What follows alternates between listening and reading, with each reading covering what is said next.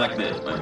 He's like a butterfly flapping his wings deep down into the forest, man. It's gonna cause a tree fall like 5,000 miles away, man. There ain't nobody seeing nobody. Man, see, like, you don't even know, man. It's like you're born into this world, man. And you got like that, man. That's the wind, man. Or like the dang old candle, man. It don't matter, man. It's like these old things.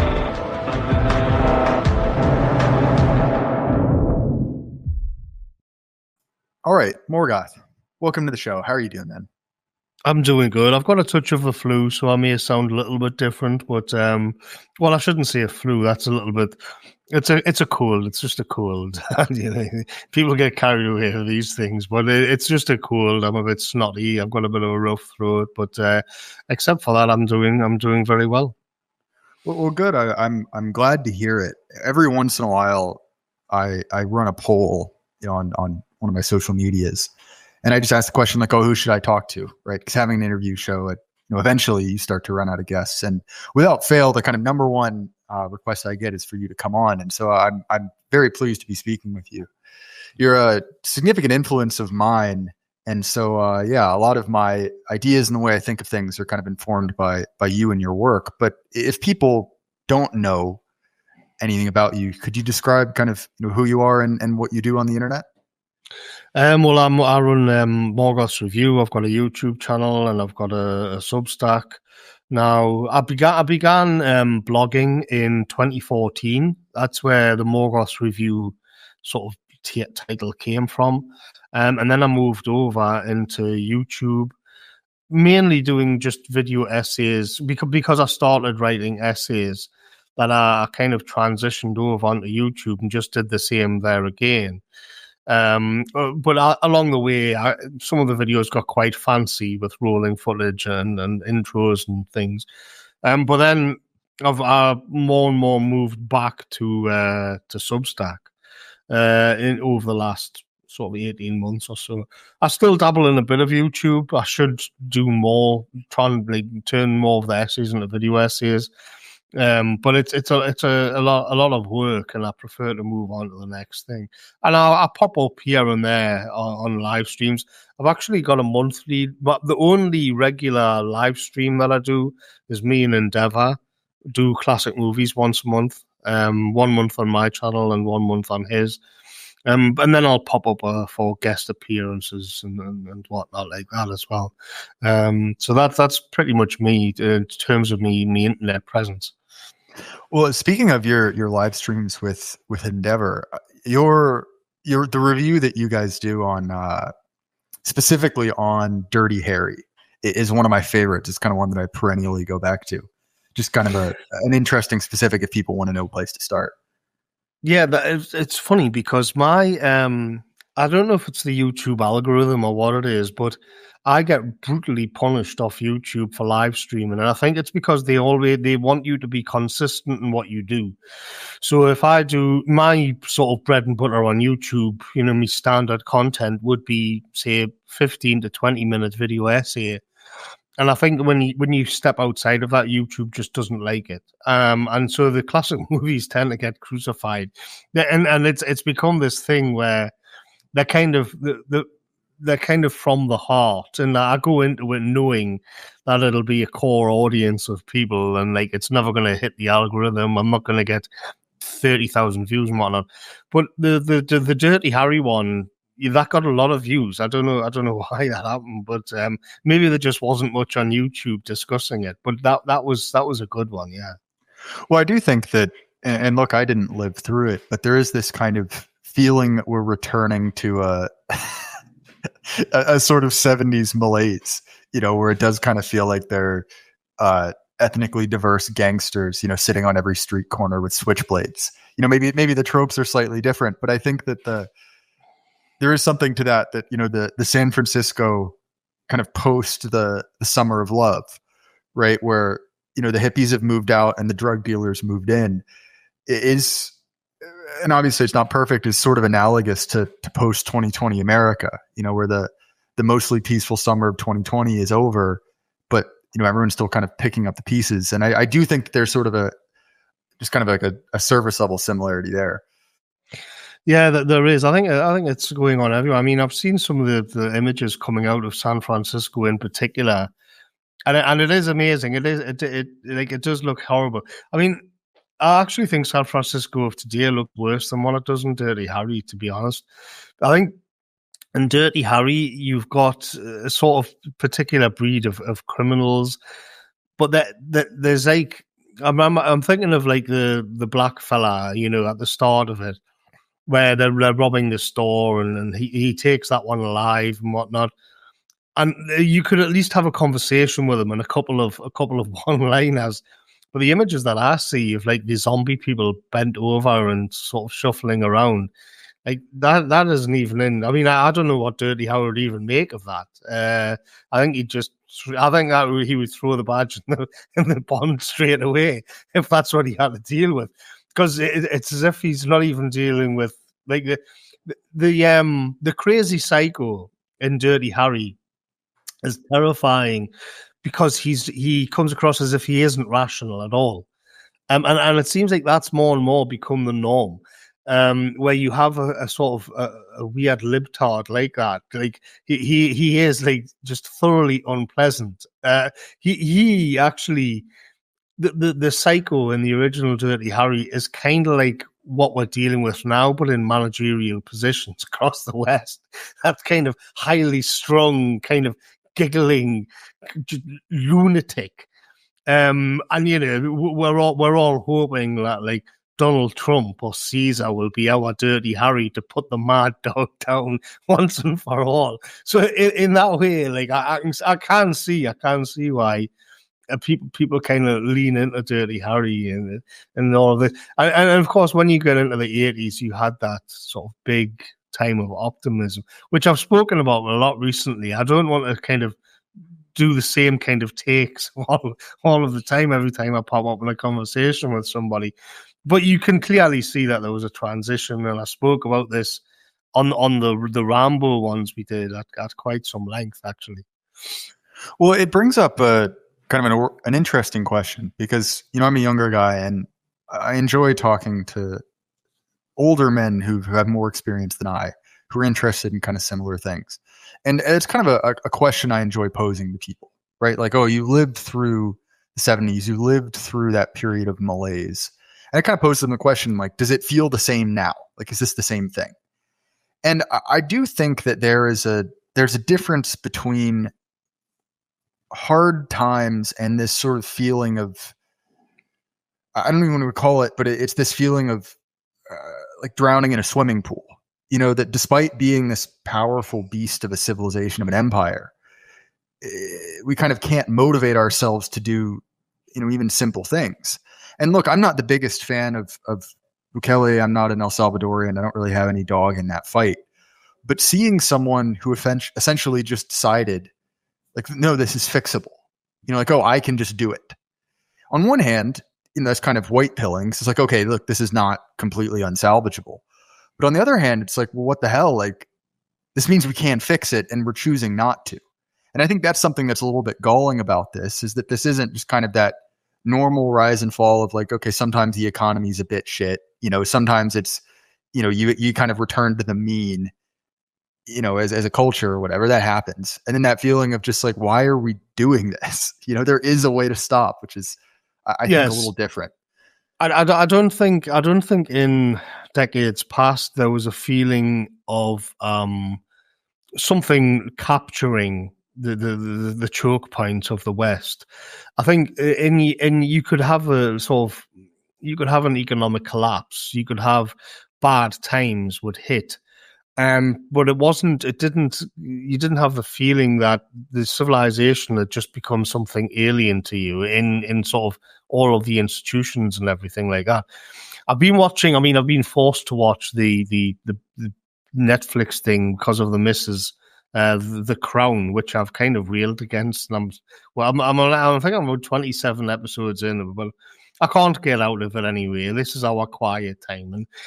And the one I was watching last night was it's like 1967, and it's the Harold Wilson Labour government, and they've just devalued the pound.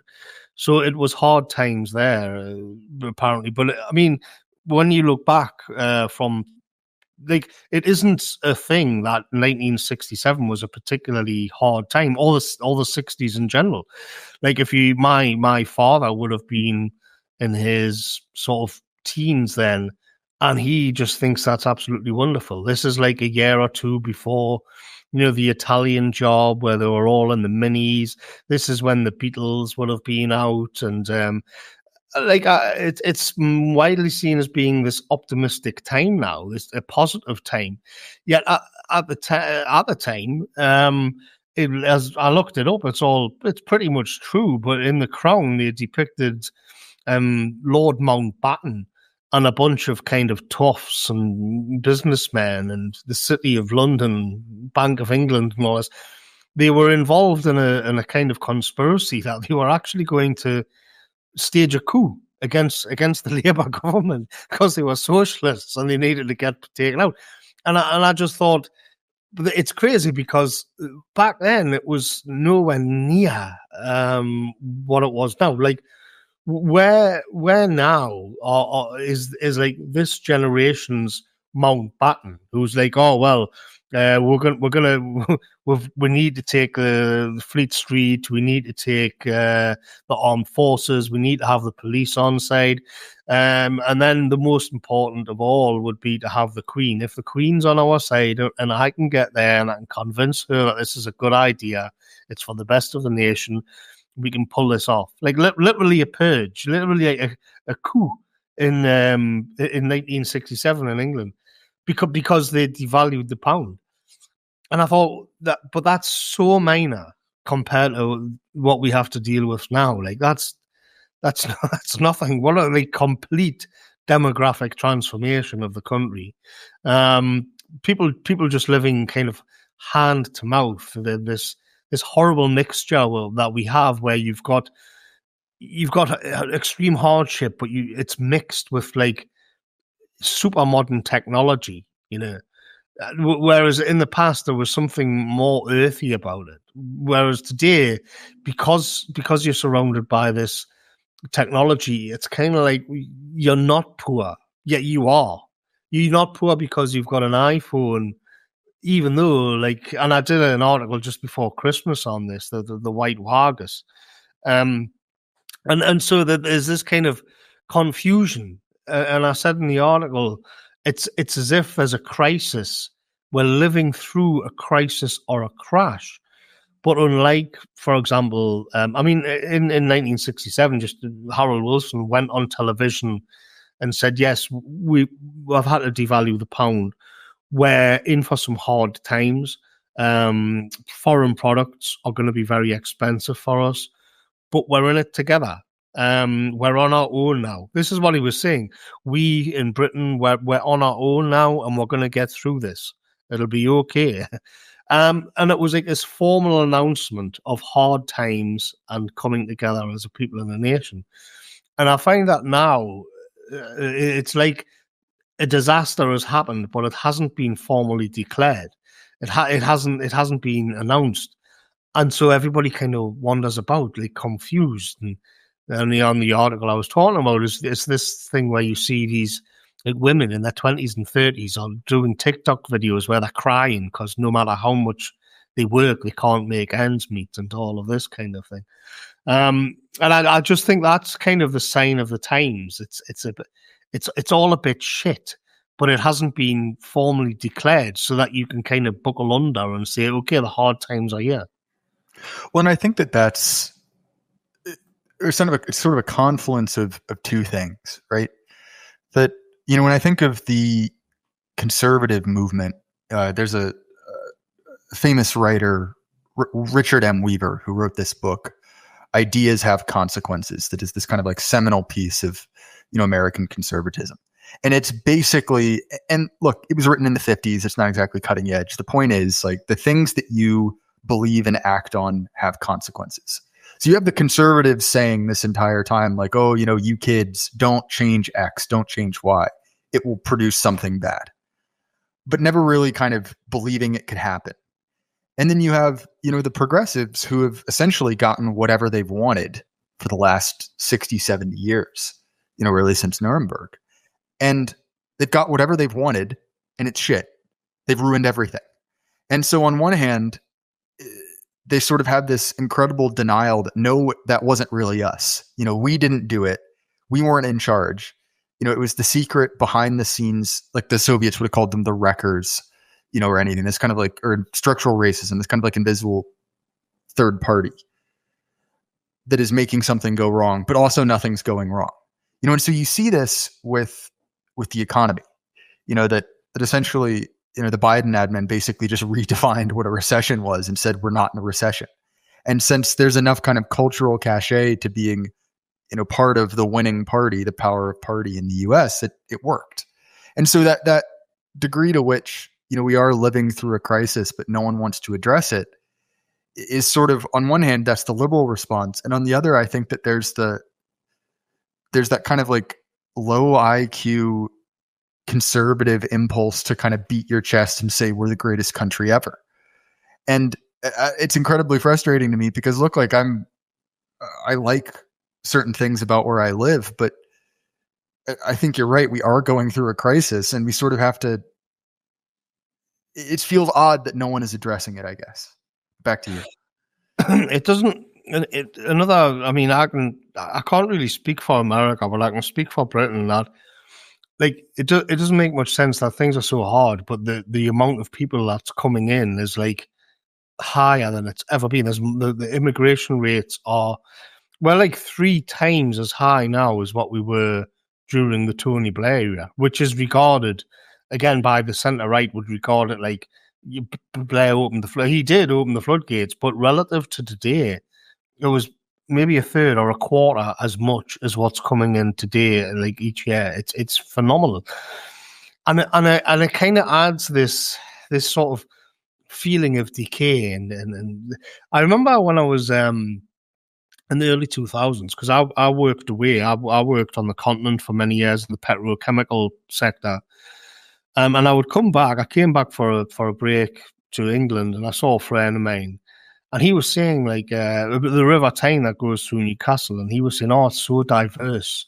It's what was it? It's so vibrant."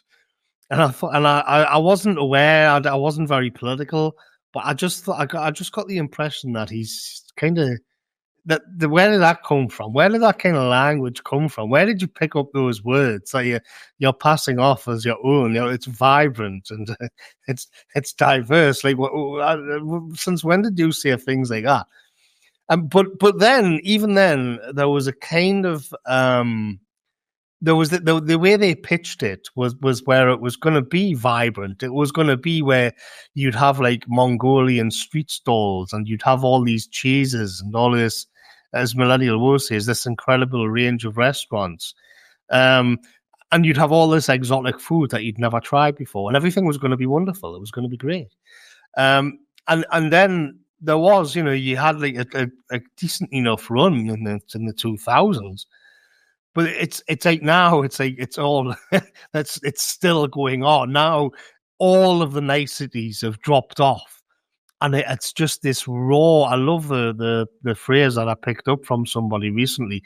It's quantitative easing, but with people, and it's just this flooding the zone, and it has this knock-on effect of housing prices, of the jobs market, and swamping the health services and all of this kind of thing, and it's all seedy, and it's all it's all just grotty and crappy, and everybody hates it. And I mean that it's not so much about this kind of being opposed to other people, but there's something beyond that. There's some kind of thing happens to the country what you're in. You walk down the high street and it's like Turkish barbers and vape shops where you can remember when it was a butcher's or a greengrocer's or this kind of thing. And everything's just got this shitness to it that I just find it's like this dark cloud hanging over everything. And there doesn't seem to be a way out of it because it isn't like what's going on. Like if you go back to the 1980s, with Thatcherism. There was a backlash against Thatcher. There was hardship when she shut down the heavy industries and this kind of thing. But people still felt good in their skin. They knew what was going on. They knew the effects of it. And there was I don't want to get too bogged down in the pits and all of this, because it wasn't just the pits anyway. It was heavy industry as a whole, and we all got what they brought in with all these service jobs, and what Blair did. But that even then, you can see that people still felt right in their own skin. They've still kind of felt rooted to their place, and then now it's as if there's this sort of, I don't know. It's hard to explain. Atomization, I guess, is the cliche that everybody says it. But that when we use that, people usually think of like young men who don't go out and mingle and whatnot. But the population as a whole just seems to be sort of dislocated. Not. I don't know. It's a hard thing to describe. I should try a better job, really. So this is something that I was speaking to my wife about. So I've learned that this is a pretty common thing for women of her age, that for a while, the big thing that you did, over Christmas, if you had a young daughter, was you took them to see the Nutcracker Ballet. I somehow completely missed this, knew nothing about it, but I'm married, so I ended up going with my wife. And there's a section in it where, in front of this court, they sort of have all of these envoys from other nations come forward and address the court. And so basically it's a series of kind of short ethnic dances from different areas. There's one that's supposed to be, Asian, there's one, and they're not particularly well developed. But the point is that, right, this is a previous version of culture, right? This is a ballet written well over 100 years ago. And within that, although the whole thing has, European, Russian, and kind of, more broadly French characteristics to it, just because of the art form, right? Within that is recognized there is something outside of that is distinct. These different cultures, different nations are separate, but also kind of interesting in that. And the reason I bring this up is because, as you can imagine, the kind of people who do theater, in modern times are incredibly progressive. And not only did they really tone that down, my wife said she hadn't seen it since she was a little girl. So you can imagine the difference in time kind of pre and post Great Awakening. But in doing that, they didn't make it in any way more interesting. They didn't make the rest of it better. They just kind of reduced it to this generic gray paste feeling. And it's interesting you bring up the kind of high street where there's, what would have been greengrocers, what would have been kind of some things turned into these kind of just like empty shells for anythings. And over the last World Cup, I was in DC. I don't watch World Cup. It's not my thing. But I believe that I think Algeria beat Portugal or something like that. I can't remember. And in Georgetown, which is, it's where they filmed, where they filmed The Exorcist. It's this beautiful old neighborhood in DC, very exclusive, very wealthy. The whole thing is taken over essentially by an Algerian ethnic parade, shutting the whole thing down, hooting and hollering at, 10 in the morning. And just this kind of visual imagery of a bunch of, North Africans in clapped out BMWs with flags, waving around in the kind of like ruins of this area, which was gutted by the George Floyd riots. It's like, this is it. This is perfectly emblematic of it. We have this, what would have been at one time a real neighborhood where people lived, that's beautifully made, by surrounding one of the best universities in the world. And it's been reduced to boarded up shops that had their windows busted out during COVID. No one was able to afford the rent. And now we have, Algerians supporting, international sporting in front of it. It's kind of perfect. And I don't mean to say this to just, say like, oh, woe is me, the end is nigh. But there is something to that fact that, we're seeing all of these places that used to have kind of specific or interesting or like regional aspects of them reduced to just kind of gray consumerism, and much in that same way that you described that, quantitative easing of people, we're kind of like, it's an attack on the integrity of the dollar, the integrity of currency. It is sort of an attack on the integrity of culture. And I think that we're seeing kind of a compounding effect where, like you said, the internet, things like that have caused people to atomize. But there's kind of a compounding effect as well, I guess. I don't know. Yeah, I mean, in 2023, a subject that I kept coming back to, because there's this sort of, you've got the mainstream interpretation of things, you've got mainstream normal life, and then you've got a kind of stepping away, or a kind of exhaustion with what that has to offer. And you'll see this in the way that people consume media. Nobody watches the mainstream anymore. Fewer people are kind of buying into those narratives.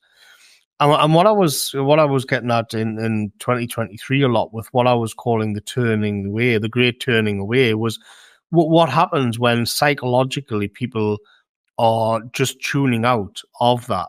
Now, this is not to say that everybody goes off to the woods and builds a shack, because that's just not possible. But what it does mean is that there's this kind of tuning out, this zoning out of the mainstream. But the problem comes that now what? You know, if you're living in your new build semi-detached, which has got like an 80-year mortgage or whatever that it is they're doing in England these days, where do you go, and how do you actually get away? Because it wasn't that. I know it's easy to say, go off somewhere and head into the hills. I mean, that's almost impossible in England.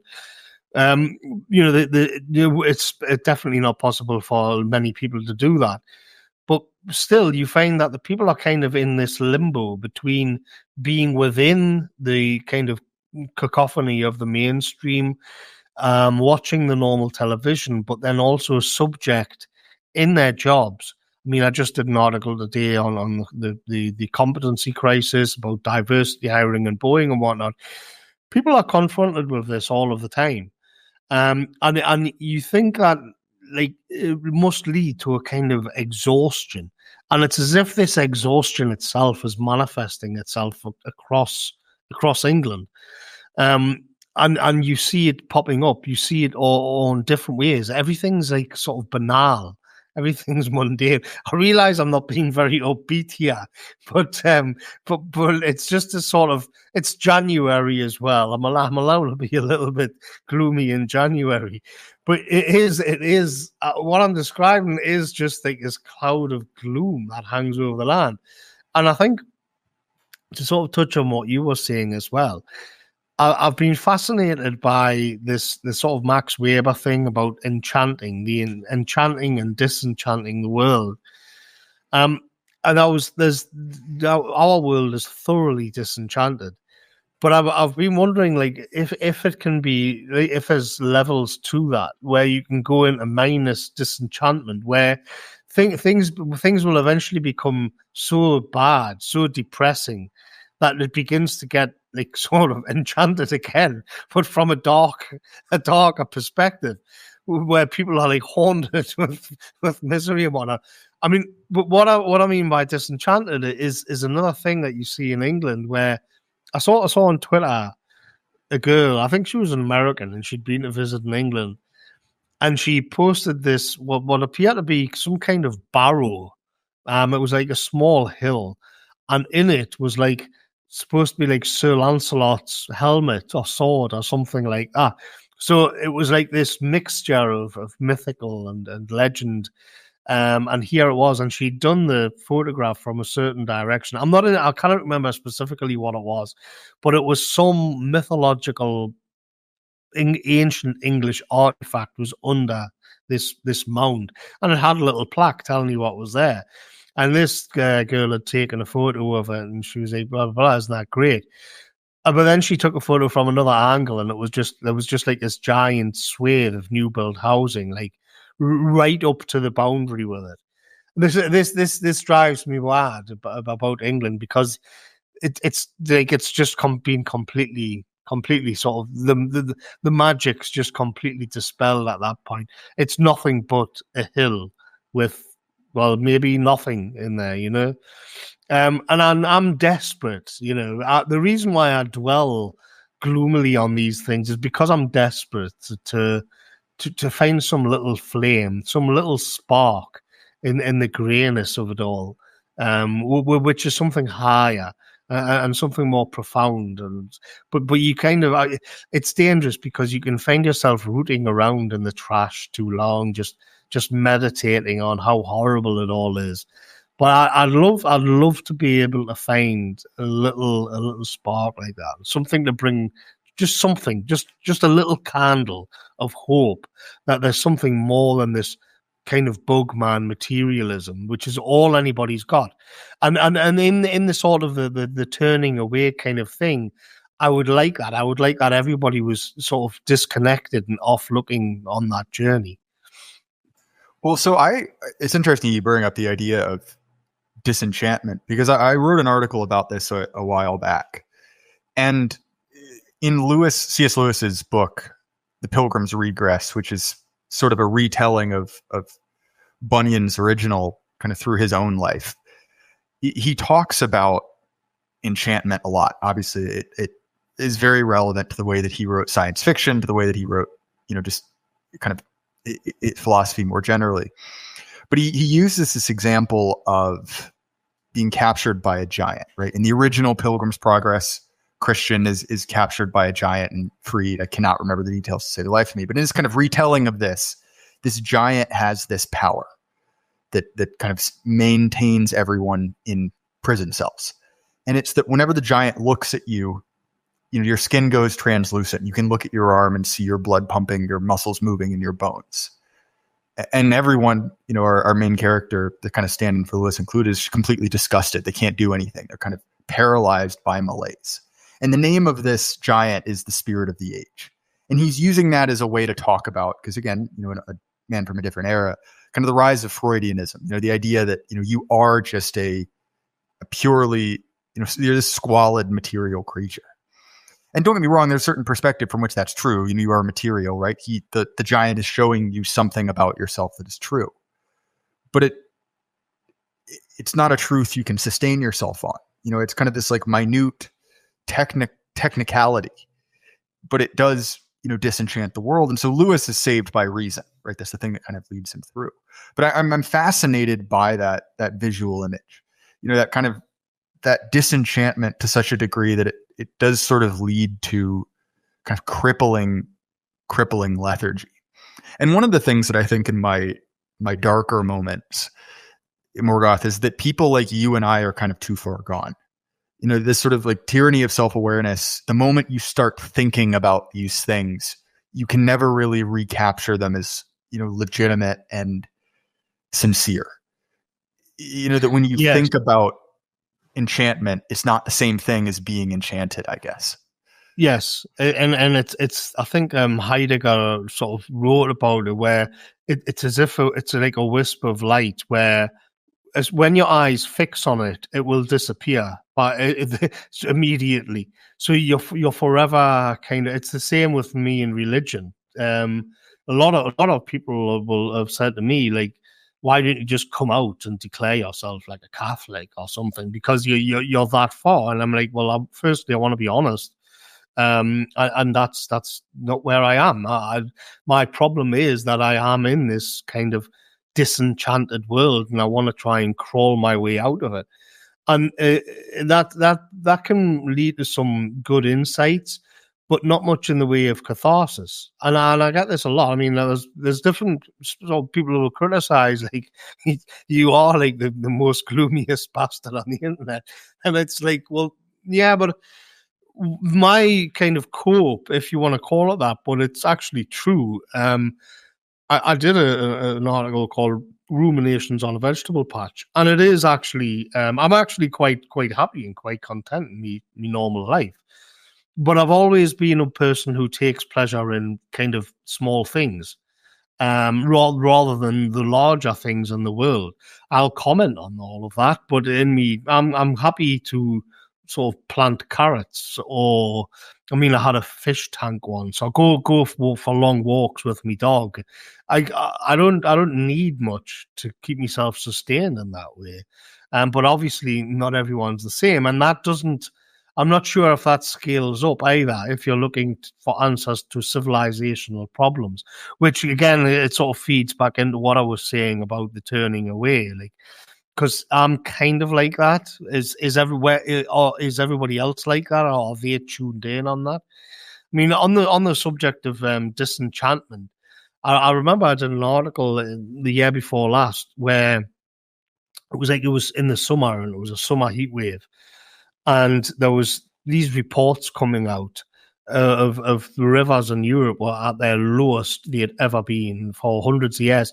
And what had happened is that hundreds of years ago, in rivers like the Rhine, people had gone down and put their names. You know, when there'd been almost like a drought in Germany or whatever, people had gone down and then scratched on rocks or put pillars down there to mark the year.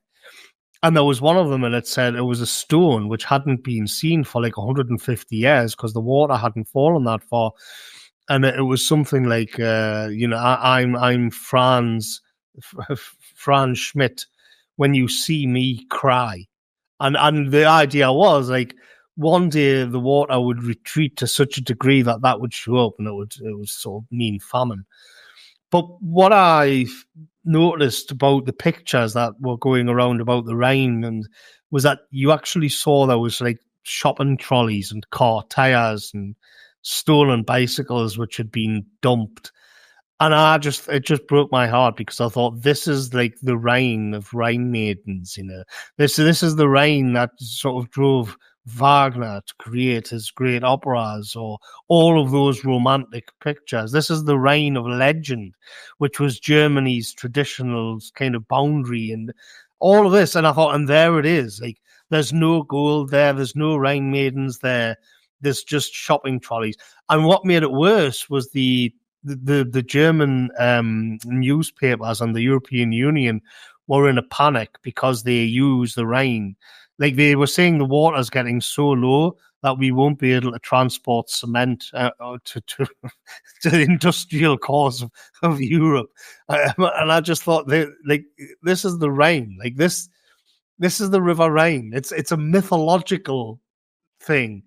And here we are, like, oh no, we don't know if we're going to be able to transport the cement over the top of the car tires and the stolen shopping trolleys. And this is the problem. This is this fallenness of the world, which adds to the gloom and despair on a metaphysical level. I understand, like, if you were to all these kind of vouch types, these sort of libtard influencers on the internet, they wouldn't understand anything that I've just said there. They wouldn't take any of that seriously for a second. They would think that my head's in the clouds. They don't even have that frame of reference whatsoever. They would be worrying that they couldn't carry the cement over the shopping trolleys and whatnot. And it's like even to think in those terms seems a little bit woo-woo and a little bit mystical. And it's a deep, deep dark hole that we're in, I think.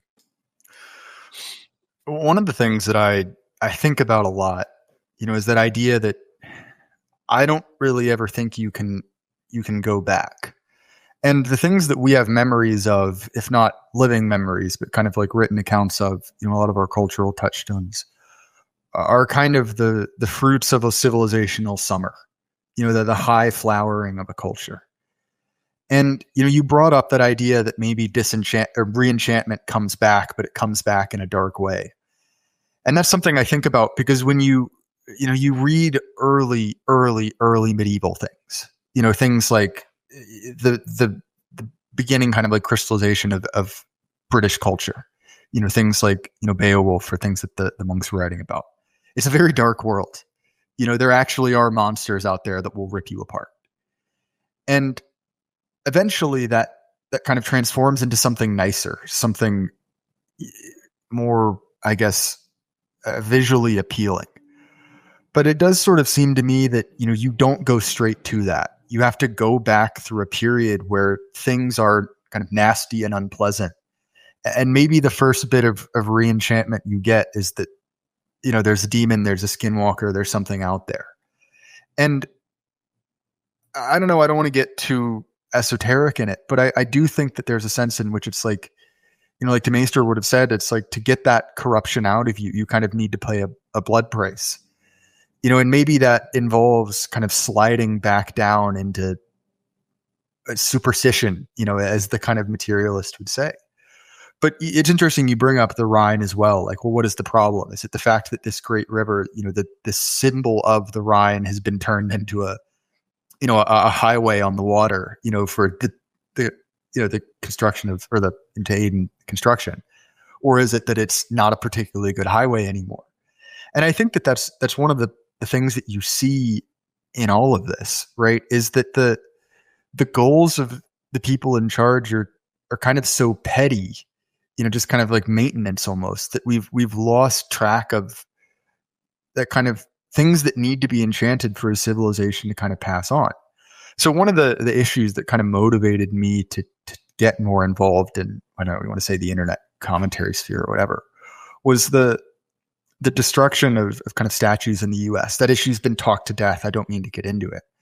But kind of running through that, you see these kind of center-right types who will say a lot of things like, oh, why do you care so much? It's just a statue.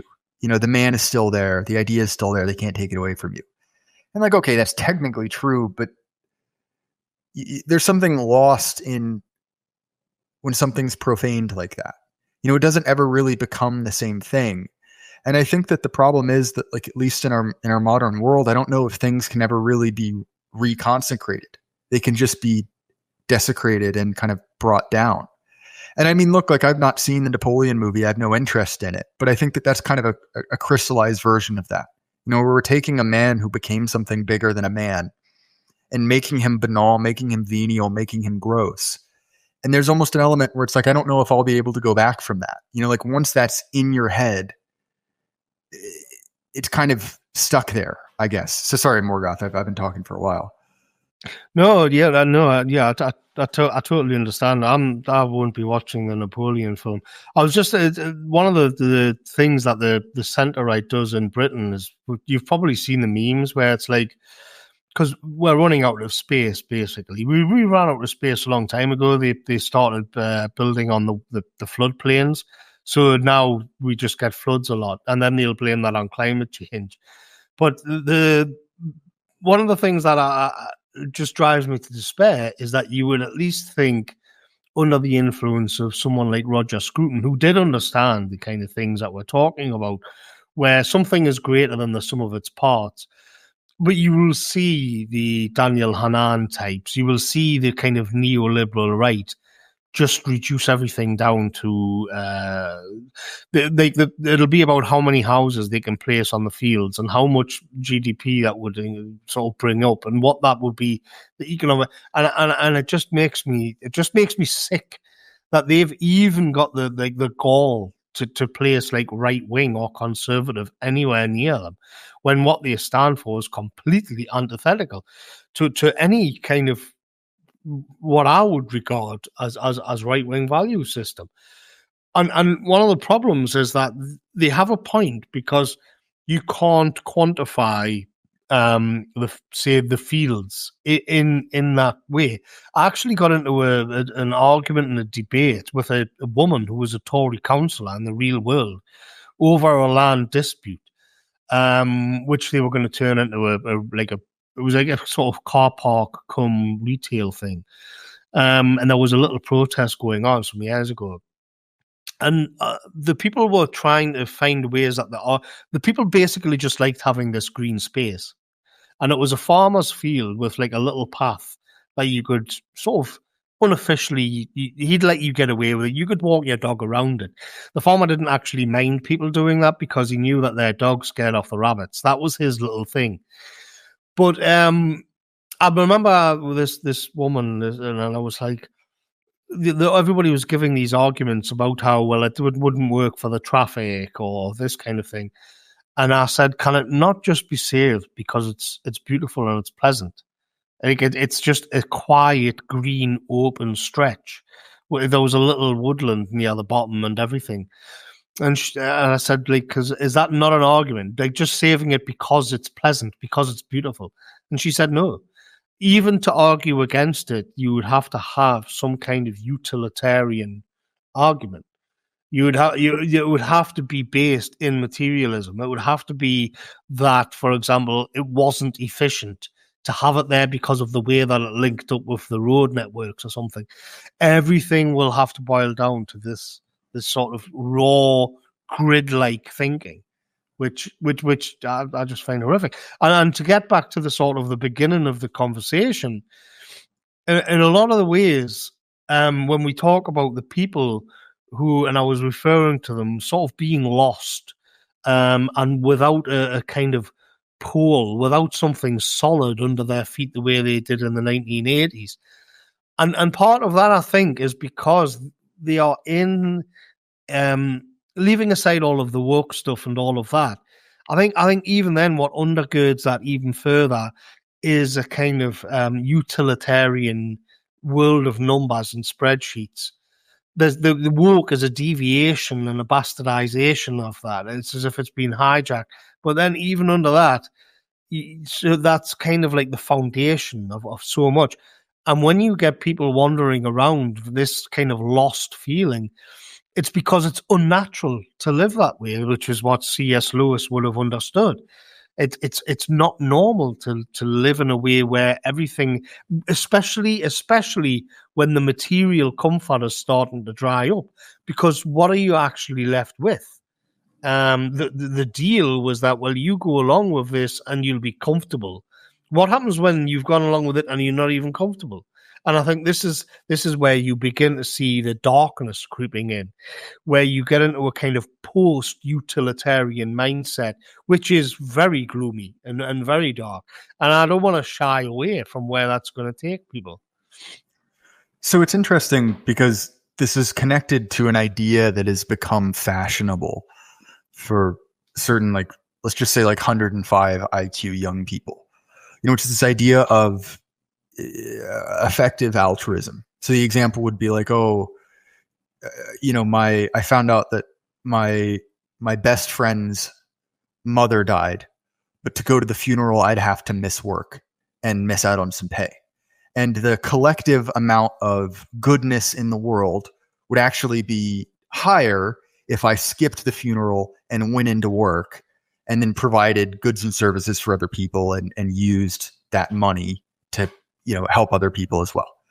And what's interesting about it is that despite having that phrase, effective altruism, it sort of permits the most just like debased behavior, the most kind of like needlessly selfish, the needlessly destructive behavior under the guise of morality. And I think the thing that's so galling about much of this is that it's not what we were kind of raised to believe, in kind of movies and media, which is that it's mustache twirling villains at the top. It's Klaus Schwab. It's, secret Hitler or anything. It's the same amount of evil, the same amount of, social reconstruction or not reconstructioning, the same amount of social engineering, right? But towards the most banal, pointless ends, to kind of make a number go up marginally. And if you've ever had any kind of training in like the techniques of managerialism, like I did when I went through school, you realize that the most galling thing about these numbers is that they're all essentially fake. They're all so built on assumption. They're so built on variables, right? That they're designed to be completely and totally opaque and pointless. So they can just be changed anyway. So it's this kind of like awful situation where, you must make a rational fact-based argument to people who don't care about rational fact-based arguments and are willing to cheat the game anyway. And so I think that that's another kind of point of the malaise as well, where it's just like there seems to be no, like all of these changes are presented as inevitable. And there is the way in which you are allowed, quote unquote, to make your objections known precludes you making those objections in the first place, I guess. Yeah, I mean, I was just thinking that I watched the debate with it's kind of touches on this, but I watched about an hour of the debate between Alex Jones and Destiny on like the Donald Trump January the 6th, and did he what was he trying to do, a coup? And it's like on the one hand, you had this pretend hyper rationalist in Destiny, like citing the laws and citing all of these things and citing, well, this is what such and such court had said at this court hearing, and Alex Jones was just like sort of banging the table and shouting like over the top of him, saying like, "You're gonna get wrecked on X for this." Like, I got you, and it was just all this bombastic kind of rubbish. I mean, but then at the same time, I thought, but the fact is, like, the sources that Destiny's using are all bullshit as well. so it's like even the pretense of there's this kind of performance of like, I'm just giving you the facts, but that was lies as well, and that was just as fake and absurd as Alex Jones kind of bashing on the table and jumping around like a gorilla. Like, none of it. And I just switched it off. I thought, none of this is true. None of this has none of this comes remotely to neither side. It's all nonsense. It's all just hot air and a waste of time. Well, definitely. And I realize this is a highly controversial topic, so I'll have to speak delicately on it. But when you think of that phrase, facts don't care about your feelings, right? To me, I associate that with Ben Shapiro. And to put it mildly, he himself has disproven that phrase, in the last several months. He's acted like a petulant child. And it's very clear that whole thing was an act. That whole thing was just a way to rationalize something he wanted done anyway. And the moment, that he sees it to be advantageous to flip the script and become this sort of like mustache twirling supervillain, kill them all, right? We'll flip the script. And so like, it's part of the reason that I never engage in debate, because it's so clearly, and maybe this was always the case, but at least in our current cultural moment, it's so clearly just grandstanding. And one of the things about that is that, when we think of things that kind of broke dialogue, at least in our spheres, like, to me, the rise of the kind of like drama debate stream, like, that just made it impossible to have real discussions like between party A and party B anymore. It became a kind of consumer entertainment product. And so to me, it does, I guess, kind of beg the question of like, is this just inherent to dialect, or is it, kind of a product of the internet? I guess I don't know. I don't know. I mean, I've never been in like a formal debate. I've been on plenty live streams where things got a bit heated and you have a bit of a back and forth on that about something, but I've never volunteered myself to actually go on, and nobody's asked me to debate them either. I know that I wouldn't have the patience for it. I know that I would lose my temper. I know that I wouldn't. I just couldn't do it. Well, this is an aside, and this is the worst thing you can do to someone like this. But there's someone who, for a while until I blocked him on Twitter, was just ringing my ear off until I finally muted him. And all he wanted to do is he wanted me to debate you. And I could never figure out. I was like, on what? Like, have we ever, one, interacted, or two, argued about it? I don't know. I think there's some expectation that as someone with an audience, you must kind of do these sort of debates. But anyway, carry on. No, I don't even know what we debate. I don't even know what we disagree on. Exactly. Like, it's dumb. It's basically just like, these are two people on the internet I like. It's like the like Alien v Predator or something, just like mash them up, let's go. It's like that's not what a debate is. This isn't just something you do for entertainment. Anyway, carry on. Yeah, it's just pure entertainment. Like, let's just make up something to argue about for the pleasure of the audience. And no, I haven't got I haven't got any time for that whatsoever, actually. Well, and I think that's been. I was talking with a Thomas about this, and he was specifically kind of skewering Churchill on this point. That the idea that being a great kind of like rabble-rousing speaker, this great rhetorician, is an admirable trait, is a relatively recent thing. That when you look at kind of traditionally lauded pieces of speech writing, right, in American history, it's something like the Gettysburg Address. And why is that notable? Well, it's notable because it's quite short, actually. And people viewed Lincoln as this kind of taciturn figure. And he talks about Churchill kind of being this shyster, this showman. And a lot of his contemporaries recognized it. They called him, the flim flam man. But not only is that kind of that tactic of just kind of like pure rhetoric, pure just kind of like casting yourself as, this kind of like force, but kind of perversely, like those same traits, because, we're far enough down the line, have been associated with conservatism and the right. One of the things that you talk about a lot, and I get some of it because, kind of growing up in the American conservative movement, is your concept of, bulldog nationalism, which is the nationalism of, Winston Churchill, the post-Nuremberg world. And we've talked quite a lot. We've been really done, I think, a decent job, skewering the materialist part of the right.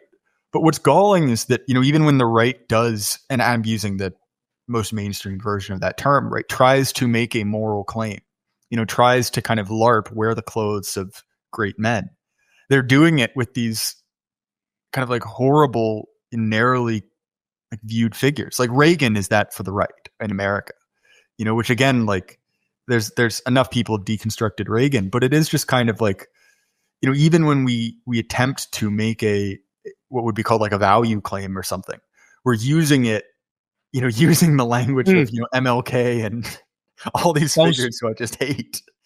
I mean, I love John Wayne movies, and I had a heavy Christmas, and there was one night when I just kind of put the John Wayne box set on and watched a few John Wayne movies, and one of them was called Big Jake, where the setup was that his grandson, this was like fat John Wayne in the 60s, sort of True Grit style John Wayne.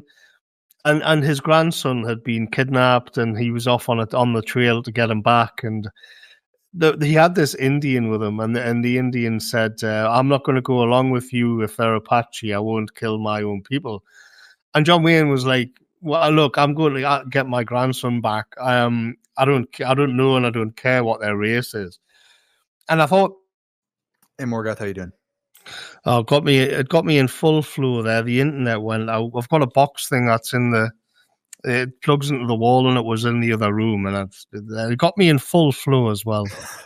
Oh, don't worry. My listeners of my show will be quite used to it. For a while, I was living with a guy, and we had this stupid cat, and it would shove over the router and completely knock the internet out.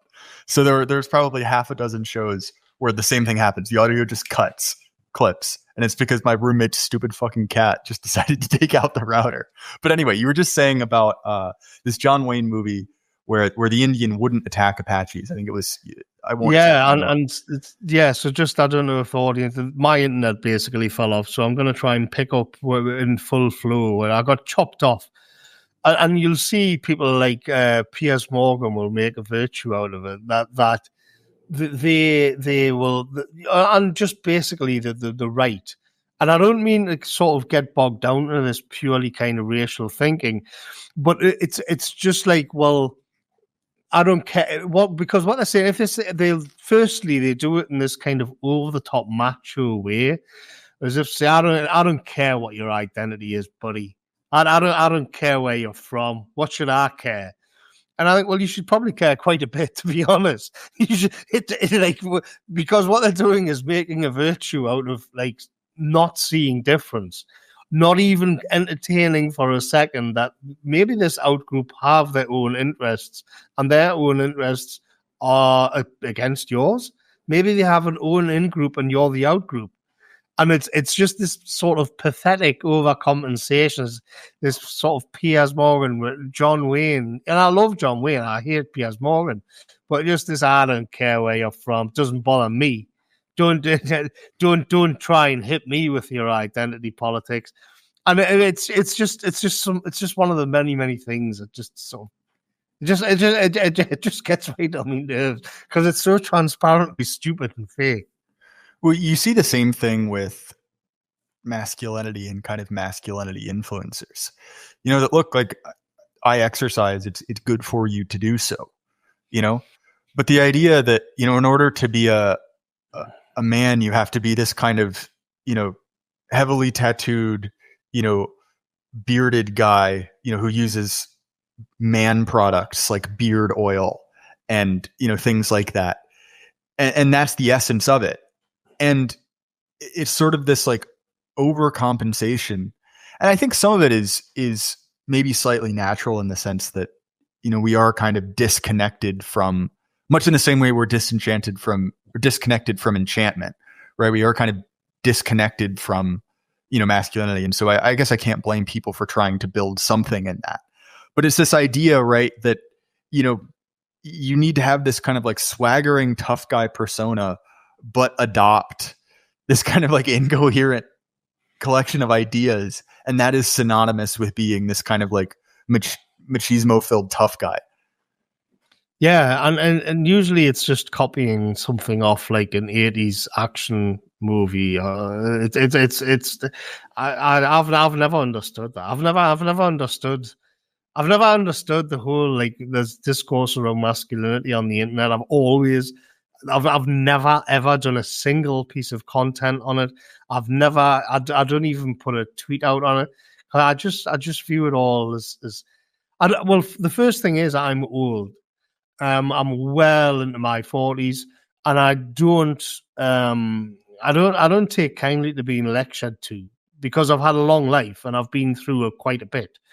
And so I don't want to be lectured to by somebody on the internet. I don't want to be told what I have to eat. I don't want to be told how many, like, what they can bench press.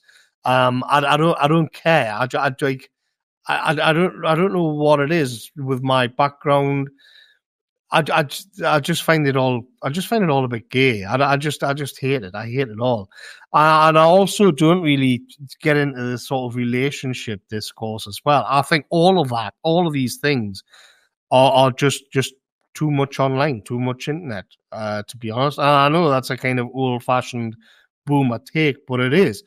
But at the same time, I'm not going to be like a ball ache about it and then go on some crusade and start like quote tweeting people who talk about how many eggs you should eat a day, or how many carbs you need in your diet, or what shaving foam doesn't have seed oils in, all of this kind of stuff. Yeah, I just think, yeah, whatever. Like I don't care. It's not my thing. But neither am I going to be like an arsehole about it and start flame wars. You know what I mean? Well, that is a that is a virtue few have. I'll put it that way. I think that you've talked a lot about kind of the structural problems of the internet. In your essay, Walking Away, you describe this dynamic where it became a lot of kind of normal socializing went away when people could find a group that was quote unquote more interesting than the people around them on the internet. And I do think that there's something as well about that. And I realize the irony in saying this as someone who has a podcast where all I do is talk all the time. So, fair enough. But, the idea that your opinion on any number of things is a vital part of discourse, down to the level of like all these kind of like granular ways in which people live their lives. And, from one perspective, I'm in my personal life quite conservative, and you could even say, my politics are quite far right, but I just don't have the instinct for like busybody moralism. And I think that I don't know, that sometimes gets substituted as like, oh, if you're particularly traditional or conservative, that must mean that you're essentially like Phyllis Schlafly on steroids. I don't know. And I don't think those are quite the same thing.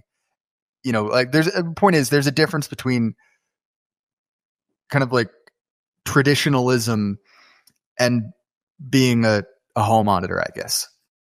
Yeah, I think like because I'm like a Gen X sort of 90s type, there is a kind of there's an aloofness where I don't really care very much, and a lot of it I find is kind of pompous and pretentious. But again, like it's sort of like, well, it's to the degree where I can't even be bothered to kind of make a big deal out of it because I just don't care that much. There's things that there's a lot of interest that irritates me on the internet, and I actually spend less and less time on the internet. I think part of that's because YouTube has gone kind of weird. Like it's as if like the dissident right, as they call it, hardly even exists at all on YouTube anymore. Like I know, like there's say I don't know 6 or 7 YouTube channels out there in our circles or whatnot, but I frequently I remember a few years ago I would go on YouTube and I was just overwhelmed with stuff. Oh God, where do I even start? Now, almost everything I'm being recommended is just, well, there's a few channels. You've got there's Oron or EA and Prudentialist and stuff. But really, I'm just being bombarded with like, what is it? What is it like? These kind of ambient sort of mix things where it's like you're standing alone in a nuclear bunker during like that nuclear winter, and you're the last person on the world or something. Music that will make you sleep, like you're in a woodland forest in the middle of the night. That's all I really get on YouTube anymore. And it's kind of in a way liberating because I think, well, all right, whatever. I'll go off and read that new David Gamble fantasy book, that Legend or whatever. I find that I've got much more time to read, but I think there's actually too many streams in our circles. So I'm kind of like, what I'm getting at is I'm becoming increasingly distant from the scene, and I'm not sure how much of that is me or how much is sort of just algorithms and the way things are moving on the internet.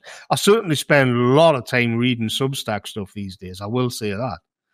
So this is something I've been talking about because, I'm friends with the guys at the Beowulf Foundation who are kind of a behind the scenes group. They do a lot of coordination. They're expanding, but they do a lot of statistical work for our guys as well. And they have a big kind of paper, I guess is not the right word, but a big information dump they're about to release about this. And one of the things they talk about is that effectively YouTube has put a hard cap on how many right-wing viewers there are. There's no recommendation whatsoever. And so it's sort of a zero-sum game.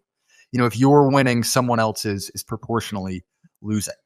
But what I've found, because I've had a similar discovery in the last couple of weeks, which is that Substack is sort of the land of milk and honey. There's not only is the quality of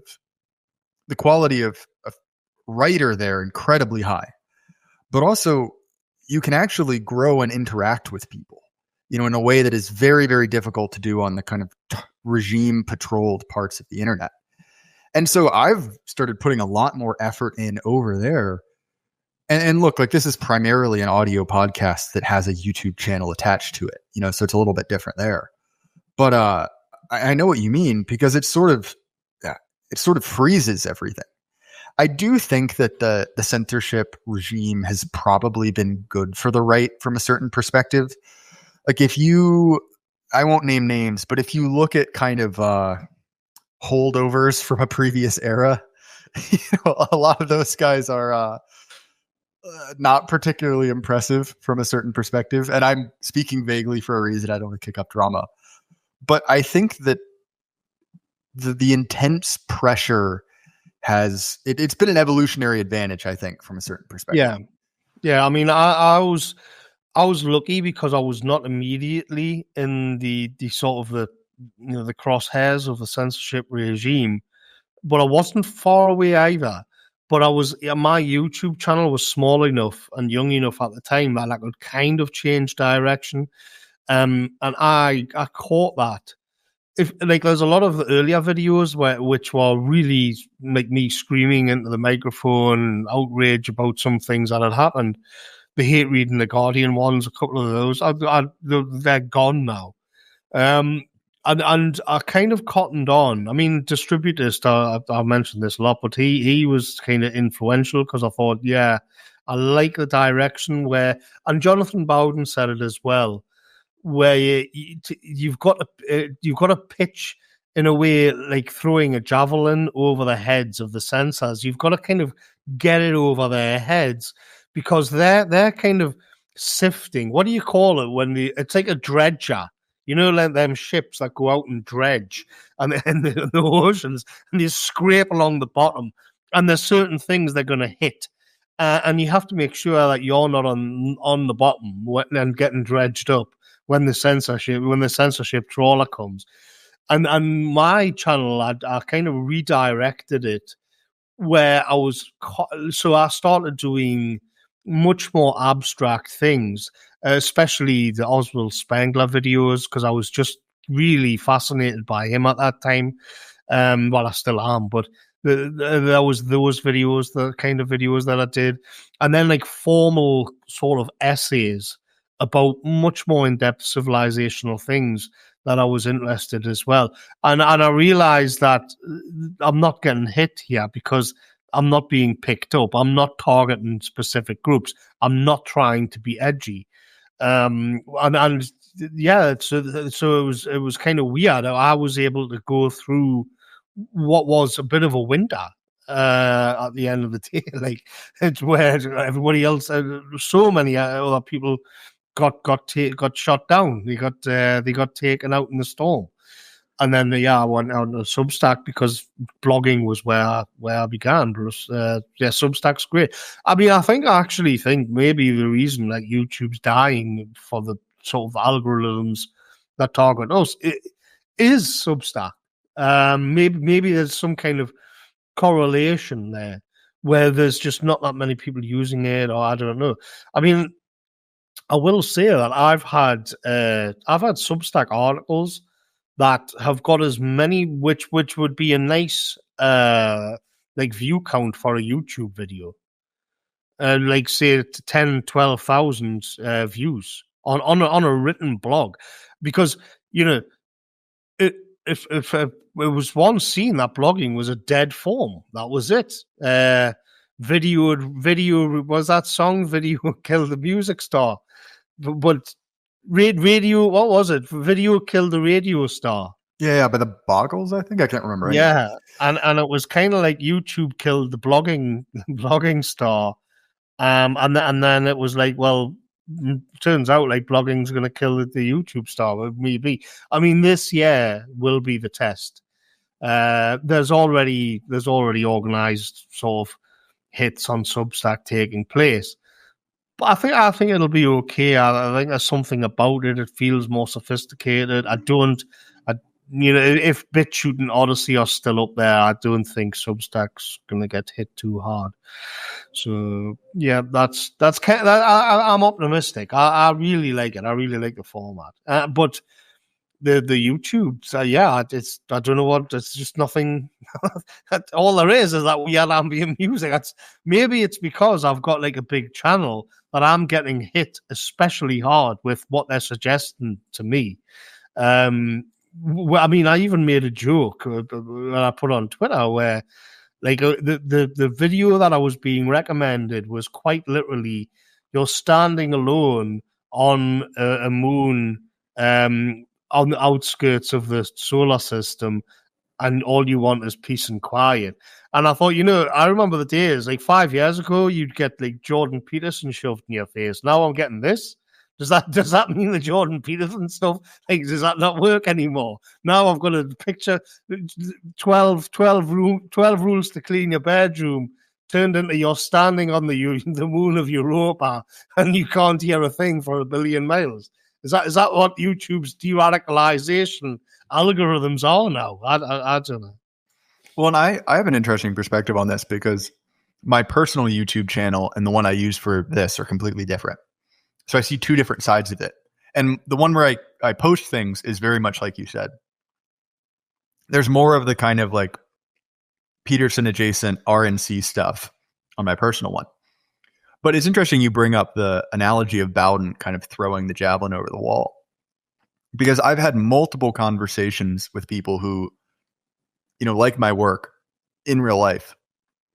And it's amazing how many of them do not pick up on what I am saying. I mean, to the point where they'll ask me questions like, oh, Are you worried that some of the people that you talk to might be racist?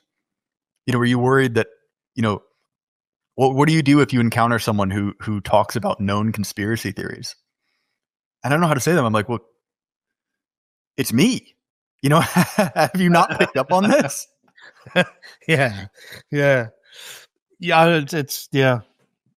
And so I think that it's maybe when you're in the know and you kind of understand what is being implied, that's very insular knowledge. And from the outside looking in, that passes through a lot of people's defenses in a way that I think we don't realize. So that's maybe just a point for that. But Morgoth, I looked at the time and I realized we've gone about 20 minutes over, and I don't want to take any more of your evening. But if people want to find more of you, more of your work, what's the best way for them to do that? Well, everything that I do, I've got a YouTube channel here, Morgoth's Review, which you can find easily on YouTube. Well, hopefully easily. I don't know now. I think you will. And then I've got the Substack. Now, everything that I do goes on Substack. So if eventually this will go up there, when you put it out there, and if I do a video, it goes up on there. If I'm getting an interview somewhere, it goes up on there. But then all of my written essays are up there, including the new one as of today, about Boeing and the incompetency crisis. Yeah, I read that article, took notes on it, and then absolutely failed to ask you a single question on that. Did not use my notes at all. So I had a whole line of spiel lined up about. We were talking about you. We were talking about YouTube. And I had. Are you aware of Philip Glass, the musician? I don't believe so. No.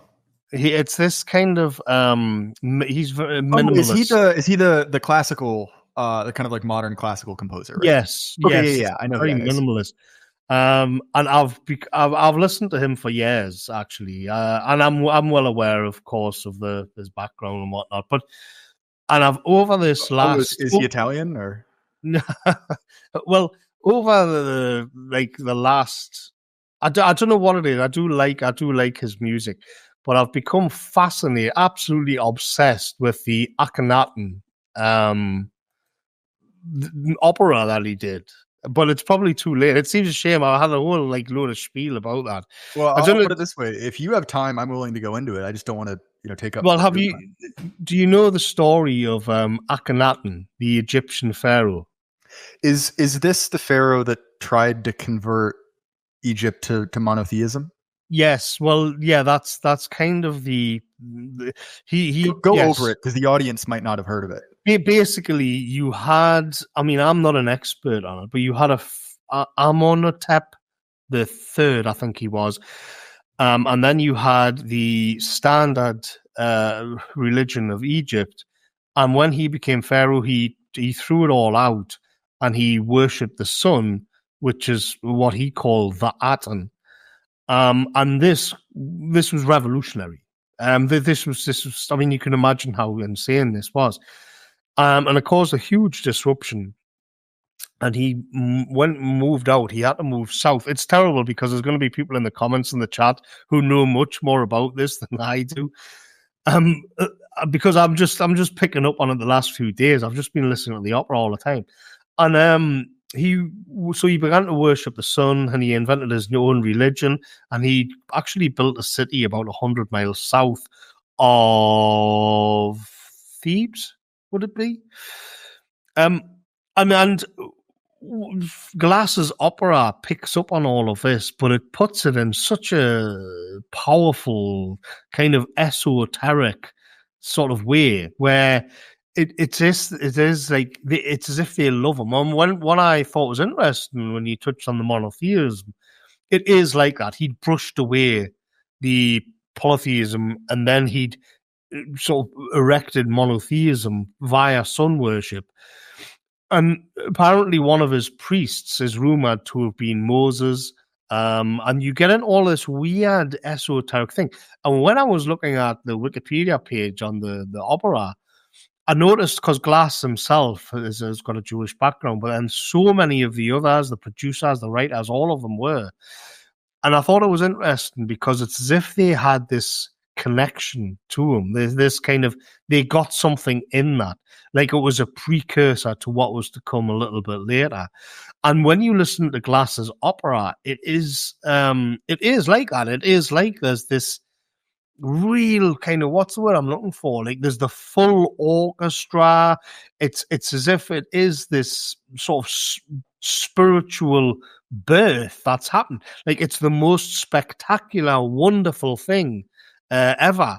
Whereas, you know, as an amateur, just kind of looking into this, I watched a few documentaries on YouTube, and they were all saying he was just this madman. He was just this Machiavellian con man.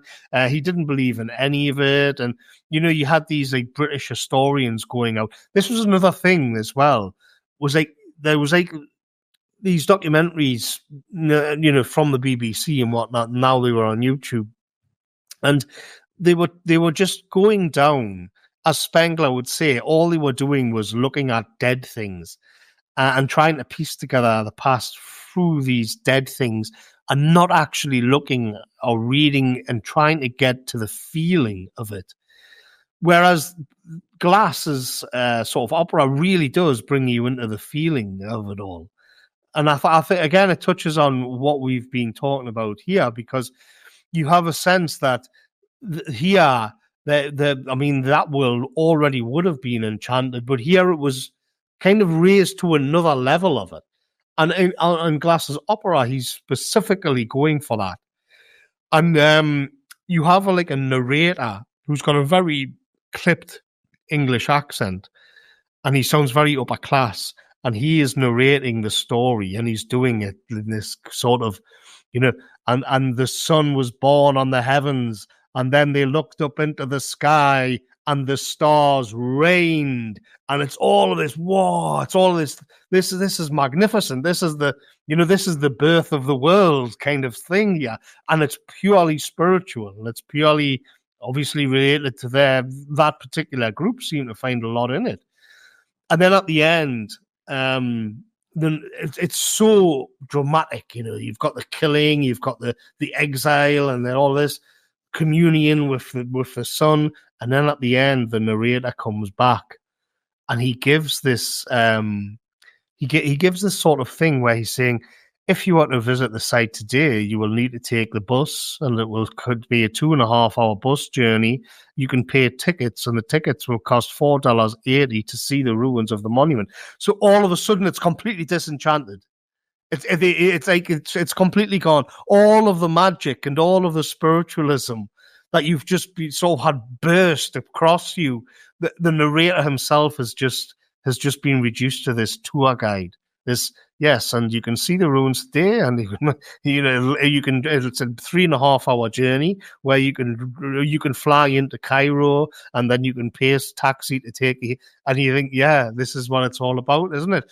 And what I think, what I want, like, you know, without sounding like a madman, is this Akhenaten type of figure. You know, it is this kind of just burst of brilliance and madness to re-enchant the world.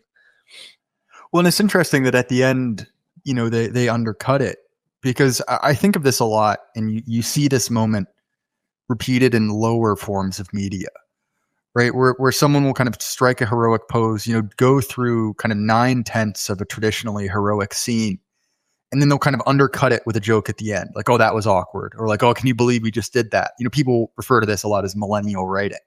But that idea that the symbolic, the transcendent, the heroic is essentially the punchline to a joke, that it's sort of embarrassing or immature to have that without it being subverted or undercut. Yeah. I don't know. It's an idea that drives me crazy. It's why I genuinely can't watch most like modern action movies, or even like any sort of movie like that at all, because of that need to consistently undercut. Yes, yeah, and it's this like 2 hours. I mean, don't get me wrong, it is Philip Glass, and some of it is repetitive to the point of like madness. But then, yeah, you're right. At the end, it seems to be undercut, and you're thinking, is it we're back to just these barren ruins where this pure orgy of worship and transcendence which has just preceded it, which obviously has some kind of deep significance to Glass and his group. And now we're back to sitting in a taxi with some fat Egyptian. What's that about? What are you doing? And it's terrible because if I listen through it, I've been listening to it a lot. You when that bit comes on, you think that's it. It's over. The magic's gone. We're back. We're back now. We're back now, standing with all of the tourists. You know, it's almost like a meta commentary on like where Egypt's place is in modernity. Where that all of that happened. It was all fantastic. It was all earth shattering, and now you're standing in a queue, waiting to take your photo with the Japanese tourists and your little trinkets of the pyramids, and Well, and that's I think that that is the gaze of the spirit of the age, as Lewis would describe it, right? You're cutting through anything to just the pure blood and guts materialism of it. As great as that opera might have been, is this incredible kind of Carlyle style great man madman. Well, now it's just the third tourist attraction on the right, and of course that's technically true. That is a literal factual truth. But what have we lost in that? What have we sacrificed in the death of that myth? Especially when it's the same person who's done that. He's gone to all that effort to depict the sort of the madness and the magic and the horror of this story, which is there, and then just to do that at the end, Well, and I feel like it is sort of this profound crisis of imagination, where it's sort of this. All of this wonderful thing must be bound up in kind of me and my mundane life. The entire goal of transcendence, which is to kind of act as a channel to almost be possessed by an idea or something greater than yourself, has been completely overridden by this, well, it has to be relatable to me. It has to kind of refer back to kind of my mundane daily life. And it is kind of the reverse of that you see in these kind of modern biographies, the way we write about, the great men of history, right? Which is both, there's this that kind of greatness of them is viewed as being smoke and mirrors. It's viewed as being not realistic, not adult. And so again, I like a lot of Gen X touchstones, right? But that sort of cynicism you see, that anyone kind of, if they're acting heroic, if they're acting in such a way, they must have this kind of dirty secret behind it. It just seems this kind of poison, that once it's in your brain, you can't really ever get rid of it. I don't know. And this kind of, this refers back to what we were talking to earlier, I guess. Yeah. I mean, just to finish it off, there's a trilogy, a Glass trilogy, where Einstein on the beach, and that's about science. There's Satyagara, which is about Mahatma. I cannot say any of these Indians. Mahatma Gandhi, and then you've got the Akhenaten one. Mahatma Gandhi is the one about politics, and then you've got Akhenaten, which is religion. Perhaps he's more at home. I don't know. I wouldn't say he's not at home for the first hour and 50 minutes of the Akhenaten opera, but yeah, I mean, I think from I think what draws me to that, leaving aside the kind of the end, is that it is an oddity in our day and age. I mean, where he's obviously gone into that, creating it, being aware or kind of being in a way aware of the disenchanted world. And here we are listening to that in a disenchanted world. So it's almost like it's this kind of window looking back outwards at something. It's, you know, like mirrors reflecting off each other forever. It's a typical kind of postmodern thing. But yeah, I just find it fascinating, and I think I'm rambling about it because there's something to it which I want to explore, but I don't know what it is yet.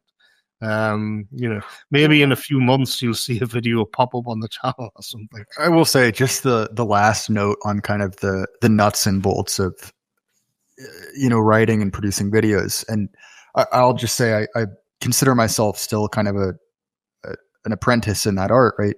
Is that there's something nice about being able to kind of jump back and forth between the two art forms, the two like ways of communicating, because a conversation like this is very free flowing.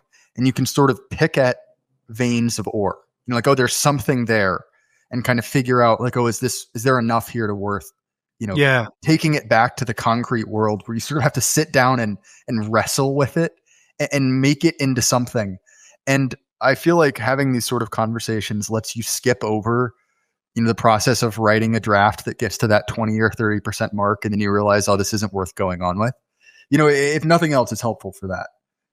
Yeah, that's true. It's true. I mean, there's a lot of good things get tossed away on live streams as well. I think things which would be much better truncated down for just a standalone sort of piece of content.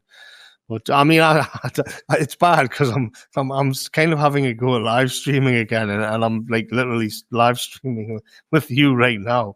But it's a bit of a shame because as I said, like video killed the radio star, but live streaming killed the video essay star as well. So I've got a bit of a bee in me bonnet about that as well. All right, Morgoth, I will have the links to the things you've mentioned in the description, so you should all check that out. As far as my stuff, you can find the show on Apple, Spotify, at least for now, on YouTube. You should also check out my Substack. I've been putting in a lot more work there. It's worth your time to check it out, or at least I think so. If you want to support us more directly, I am sponsored by Axios Remote Fitness and Coaching. New workout programs have gone out today, and they are very good. JD knows his stuff. My private group chat decided to post IQ stats today, and I'll put it this way: some of you better get strong because you're certainly not smart.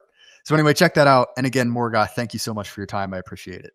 No problem. All the best.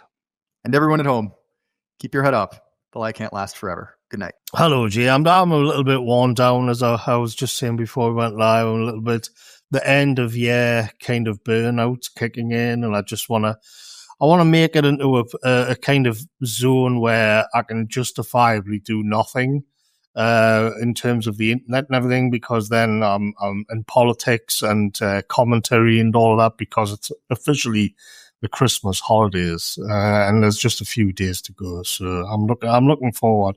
I genuinely like take time out for Christmas. I always have. I've always looked forward to it. Yeah, you're a better man than I am. I think I have only missed, in the 2.5 years of doing this show, I think I've only missed one episode at the normal schedule, and that certainly requires a little bit of pre-planning. But I think I may copy you, because at a certain point it's good to get a break. But I think that your point about just kind of the fatigue is one that I've definitely noticed, because obviously there was this massive crescendo in the lead up to the election, and then Trump won, and then in the months since, I said it haven't even been months, the 6 weeks since, it just feels like there's nothing worth saying. And, all of the kind of like right-wing dialogue seems to just be kind of rehashing, the same couple points over and over again.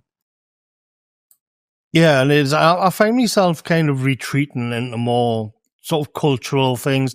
I did an article on the Substack the other day which is purely by accident, where you draw on like a real world experience. And there was an old song, probably way too old for you, called Matchstalk Men and Matchstalk Cats and Dogs. And I heard an Irish version of it, and I thought that's different. It'd been so long since I'd heard the song.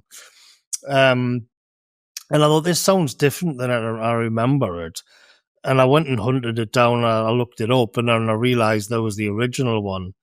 And it fascinated me because the Irish one was a lot more upbeat and a lot more optimistic, and the original English one was it had like the nostalgic sort of like post Empire, post glory days. Britain is like signified a lot of the times with brass bands, which are themselves sort of the Industrial Revolution. There's military connotations there. And it just sort of took me on this whole thing of like, isn't that a strange contrast when you think of the sort of the distinction between the English and the Irish soul?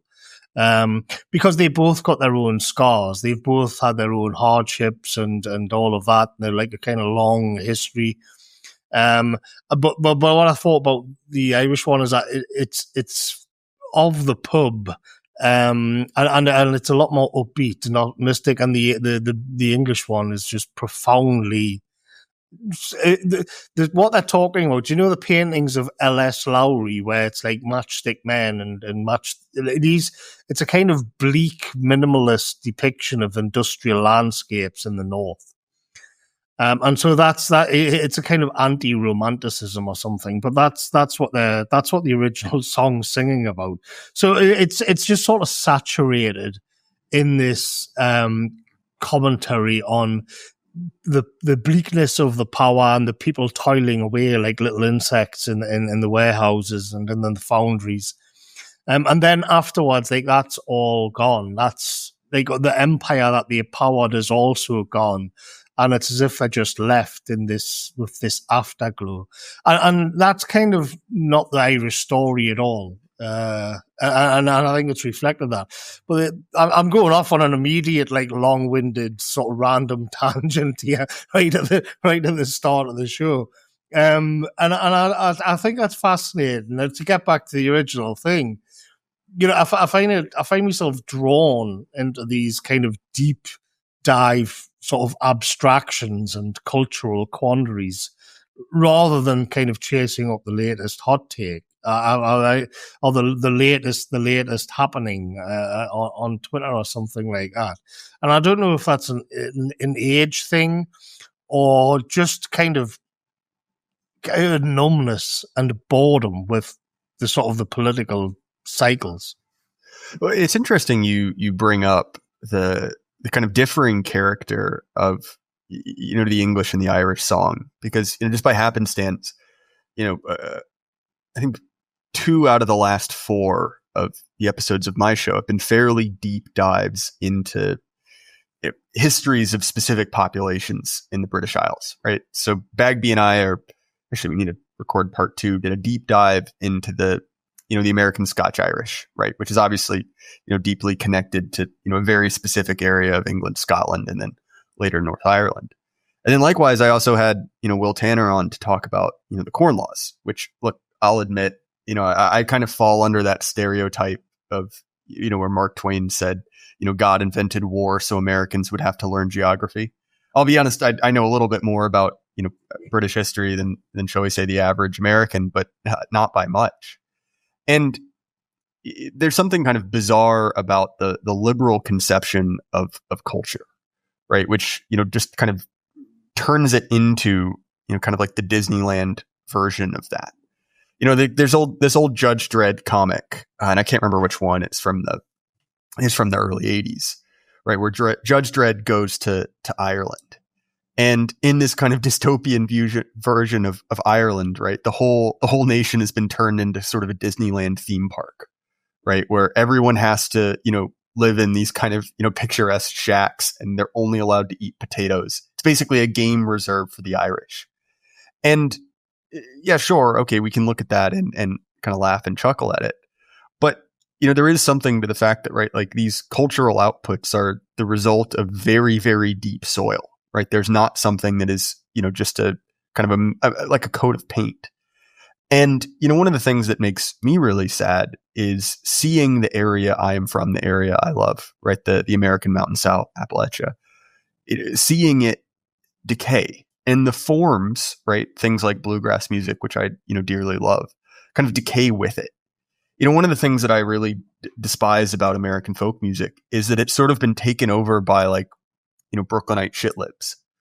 There are any number of these acts which, take on, the form, right? They take on the sort of the skin suit, but completely subvert it, right? They hate the people that make it, but they like the sound. And there's this one that I think of.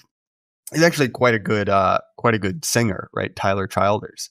And I was going through his discography a while back, and it's, pretty standard stuff, right? But when I was digging through, I found out that he he made a BLM song. He made a song about the flawed racism of America, and just seeing that, right, the form of kind of the heritage Americans, right, the people who've been there since the very founding of the nation when it was still a colony, and using that to subvert them and attack them, it drove me nuts. So sorry, Morgoth, that's another long unrelated. Yeah, it is. I mean, the funny thing about Ireland is that it kind of was Disney-fied immediately before it got global homewood. And you get into this because I've seen something similar with the north of England, which was kind of shabby, and it was in the north of England, it was deindustrialized mainly in the 80s with Thatcher, especially where I come from with the coal mines. And they didn't really do anything much with it. They just closed the mines. So when I was growing up in North Tyneside, you had these huge, each village. I mean, the reason why each village existed in North Tyneside was mainly because they all formed around a pit, a mine. And so each village had like a gigantic heap of slag, as they call it, which is basically like the slate that comes. So you mine the coal, you take the coal, but then about like 90% of the stuff that you actually mine is just useless. It's just crap. It's just slate. So they had to find all of these innovative ways of like dealing with all of this sort of stuff which they couldn't use. And mainly it was just piled up in these giant heaps. Or they dumped it at sea. And when I was growing up, each village had its own like sort of little mountain of slag in each of it. And everybody complained because it looked terrible. And you would ride your BMXs or go on motorbikes, and like it was like roller coasters. It was really dangerous because they'd get boggy and all of that. But there was a rawness to it, and there was a real character to it, and you weren't shying away from it. And now what they've done is like put some turf over the top of it and plant these pine trees in. So they've kind of covered up the reality of the North. Its ugliness, and it's the mines that used to power battleships for the British Empire. And they've turned them all into these sort of gay country parks where you go walking with your dog, and it's all very genteel. But what will happen is, because we're still on the North Coast, the wind comes across the North Sea, and it can be quite strong, and it blows all of these pine trees over because they've got no roots. And they can't sink their roots deep into the soil because there's no depth of soil there. It's just slate. And you see like a strong gust of wind, and it all comes over, and you see the secret is revealed. You just see this sort of bare slate and slag underneath of it all. And so there's this kind of element to it where we've detached ourselves, like literally, from our roots, and you just become a kind of, you just become a sort of bug man and is semi-detached from where you come from and all of that. And it makes me sad, but of course, like, it's one of those things where if you complain about it, you just haven't got a leg to stand on, because objectively it does look nicer now. There's probably more wildlife now, and it's, you just find yourself on. It's like these people who say that they prefer brutalism over. Like they're nostalgic for brutalist architecture and stuff like that. And I do kind of sympathize with it. I do kind of sympathize with all that. Yeah, it's an interesting point, right? Literally, taking the slag heap and sort of painting over it. the sort of, coal mining we did out here is slightly different, right? We didn't have the slag heaps, but one of the recent things that I've noticed is that my area went through sort of a series of changes, right? Kind of at the foot of the mountains. So within 20 minutes you're coal mining, and where I am, it's primarily agriculture. And for the longest time, right, it was cotton, and then that got made, shall we say, economically inviable. And then from there, right, it was tobacco for a long time. And then, tobacco was made sort of a target of the regime for reasons that are not particularly clear. So, all right, fair enough. We switched to dairy. And then, the same thing happens to dairy. So we switched to beef. And it's been beef for, 25, 30 years. And it seems like that's being targeted. And so what do? Right? Well, you got to use the land for something. I mean, a lot of people sell out, right? But they've started just covering over, this farmland with these massive solar farms. And it really doesn't make sense, from on a pure like dollars and cents perspective. But it's a massive eyesore. And, the fact that you basically are literally taking this land and locking it away under these kind of like, cybernetic panels, with government money. I don't know. There's some symbolism to that. Yeah, it's coming in everywhere. That I've done a couple of streams and podcasts and stuff recently, and I've been mentioning, like, it's weird how in our sort of circles on the internet we tend to shy away from the climate change stuff. But the elite, I mean, in the Biden regime, I think Trump might chuck all of that stuff out, to be honest. But in Europe, in with like Starmer, they're going full ball, and it is crazy. Like, I know it's not like this hardcore taboo subject or anything, but they are going mad on this stuff. Like, it's going to fundamentally alter how we live. But I think it was Patrick Casey was saying it's InfoWars coded, so we just kind of shy away from it. It's a bit low status, and it's a bit kind of it's not our thing. And I think, oh well, okay, fair enough. We want to be on the cutting edge of commentary, but it's just like what 22 billion a year on this stuff, and what we're going to be. Where's the food coming from in the future? Where's what is this going to even work? I mean, people saying Germany's deindustrializing because they haven't got the energy capacity to keep things going. So there's real consequences of this stuff happening. I think it's crazy. That's actually an interesting point, right? Because I felt the same thing, right? That there's sort of this like mental heuristic where if Alex Jones says something, it's probably not true. But at the same time, right, that same kind of energy agenda, it seems very sinister, especially when it doesn't seem to make sense, right? Like if the argument was, well, guess what? We developed a solar panel and it's, 10 times more efficient than what you've ever seen. You put up something that, the size of your television on the roof of your house and you got power for the rest of your life. Fair enough, right? I'm sold. I get it. But, it seems to be, if your primary interest was, purely creating energy and making people's lives better, you wouldn't go with this. And then on the other hand, you have, I'll put it this way, our elites haven't exactly convinced us that they have our best interest in mind. You can understand why people are suspicious. And you brought up something there that I wanted to talk to you about, which is, it seems like in America and honestly in other places in the West as well, there's a desire to kind of take the foot off the gas, right? To reduce the pace of entropy. But in the UK, right, the Keir Starmer government seems to be, full speed ahead, just veering towards the ravine. Now, obviously, some of that happened with the riots, the response to that. Some of it happened, with other kind of issues. But, the energy one is another example. And you released a piece I thought was quite good, where you kind of hypothesized that the UK could turn into sort of a woke North Korea, right? This sort of like isolated state holding on to the ideology of yesteryear. And I'm curious, could you explain your thought process there?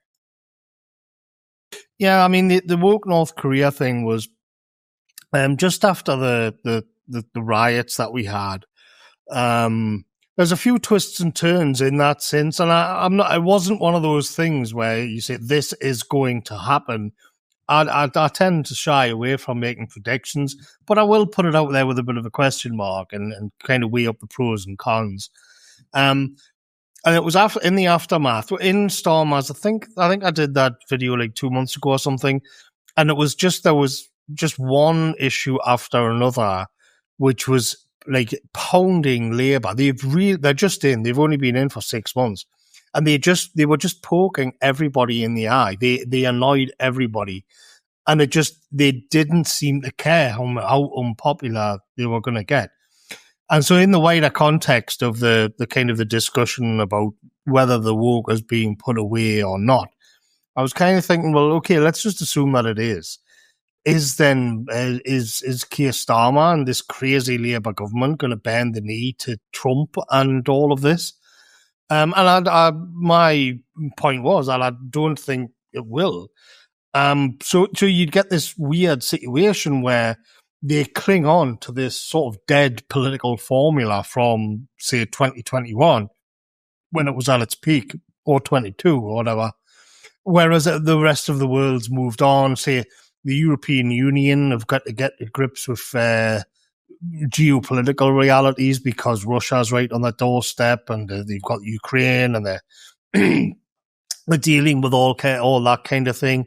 And then then in America you've got Trump and sort of the tech bro takeover, and they are, so that's where it's going to be the tip of the spear of rolling the woke back, let's say. And then I was like, well, so in Britain we're just going to be sort of stuck like with this old sort of political formula where it's like 2027 and we're still like celebrating George Floyd Day or all of this. Just, and you know, the rainbow flags are still adorning all of the brands in the UK and everything, and everybody else has it around the world, around the West. They haven't seen them for years, and it will be like in Cuba when people were driving around in bodged up cars that were 40-year old and everything, all that kind of. So you're clinging on to this political formula, which is sort of still alive or on life support. And everywhere else, it's kind of just doesn't exist anymore. But the funny thing is, he's came out and he's started attacking the Tories on immigration, as if there's going to be this pivot back to a kind of pragmatic lurch back to the centre ground, get to grips on the craziness of the Tory immigration policy. Trudeau did that, something similar as well. And funny enough, today there's been another twist in the road, where what we've got going on is you've got Nigel Farage in the Reform Party, which is to the right of, in theory, to the right of the Conservatives. It's supposed to be a genuine alternative to the Conservatives, which have become a bit of a joke. And where it gets interesting is that Elon Musk was meeting with Farage the other day, and I thought this is interesting because now the kind of the woke North Korea sort of thing is back on the table here, because if this is it, if they want to have a kind of British MAGA, or what would it be called, like BAGA or something, whatever, I don't know what it'd be called, and with Musk books backing it all up to take out the woke, like sort of Starmer government, then they may double down in the face of that, or they made like sort of decide to make a draw, because here there's not really going to be much scope for putting the woke away. They're going to be under attack straight away in a similar way as what they say Kamala Harris was, except we've got years to go. And I was thinking about this today because it turns out, well, first of all, my take when I just saw it was that I put a poll out and I said who would win on Twitter. I did it. would this? Who do you think will win, the Starmatron or Farage Musk alliance? And everyone put Farage Musk alliance, and I actually think that's not the case. I think the British left would beat the Farage Musk alliance, which is an unpopular point of view, but I think they would, and I can explain why as well. And that was before. I think because the problem that they've got, just to sort of get into the nuts and bolts of this, is that they're already saying in the British sort of shit-lib press that it should not be allowed where a foreign billionaire just blatantly bankrolls a kind of populist movement in Britain, which is fair. Now that's obviously like the hypocrisy. It is. They're total hypocrites. They don't mind being bankrolled by billionaires themselves whatsoever. But what that allows them to do is lean in to something which would really energize the base around Keir Starmer, even though like nobody likes him very much, because it would be reframed as a kind of, here come this MAGA kind of plague is now being bankrolled in our country, and this is no longer a kind of grassroots populism. It's obviously in foreign import.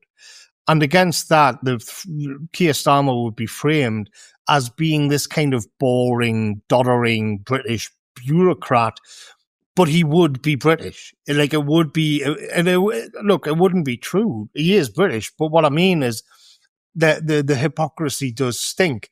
But just in terms of forming a narrative, the British left would be able to form a good one. And it would also be obviously true that reform was just like this astroturf populist offshoot of the Trump movement, which is kind of inherently tech bro, Zionist, billionaire backed. And I actually think they would. I actually think they wouldn't score a win on that. I mean, this is all quite hypothetical because we haven't got an election for years, and you've still got the Tory party into that mix. But even then, I then saw that the Daily Telegraph had said the Tony Blair Institute had said that Elon Musk or at least foreign billionaires should not be allowed to bankroll political agendas in the UK. Again, the hypocrisy is rank. But then you've also got the Dark Lord coming in and deciding, like, yeah, I'm going to be on the side of Starmer here. I'm going to take the side of Labour. That was the signal that was going up. And I thought it was this kind of, the scene is being set for the greatest of all clown shows, where you've got like a kind of Godzilla versus King Kong scenario where Tony Blair takes on Elon Musk, and Tony Blair and Keir Starmer versus Nigel Farage and Elon Musk is sort of super SmackDown special, which I think the British left would come out on top of. Yeah, it's interesting. There's several things I want to address there, which is, first of all, again, I'm not a local, but even halfway across the world, it is very obvious that reform is completely astroturfed. One of the interesting things is it seems as if there's a segment of the British press that is sort of trying to set up Farage as the opposition to Starmer, right?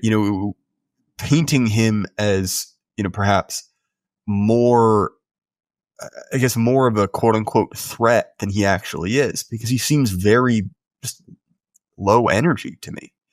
The conservatives have, and honestly, I'm almost impressed by the conservatives' ability to destroy themselves. Like this Kami Badenoch woman, who is someone I have a difficult time discussing within the parameters allowed on YouTube, and I'll leave it at that, seems to just be this kind of like just odious joke, right? I have no idea who she is for. I mean, she herself claims to represent the interest of Nigerians.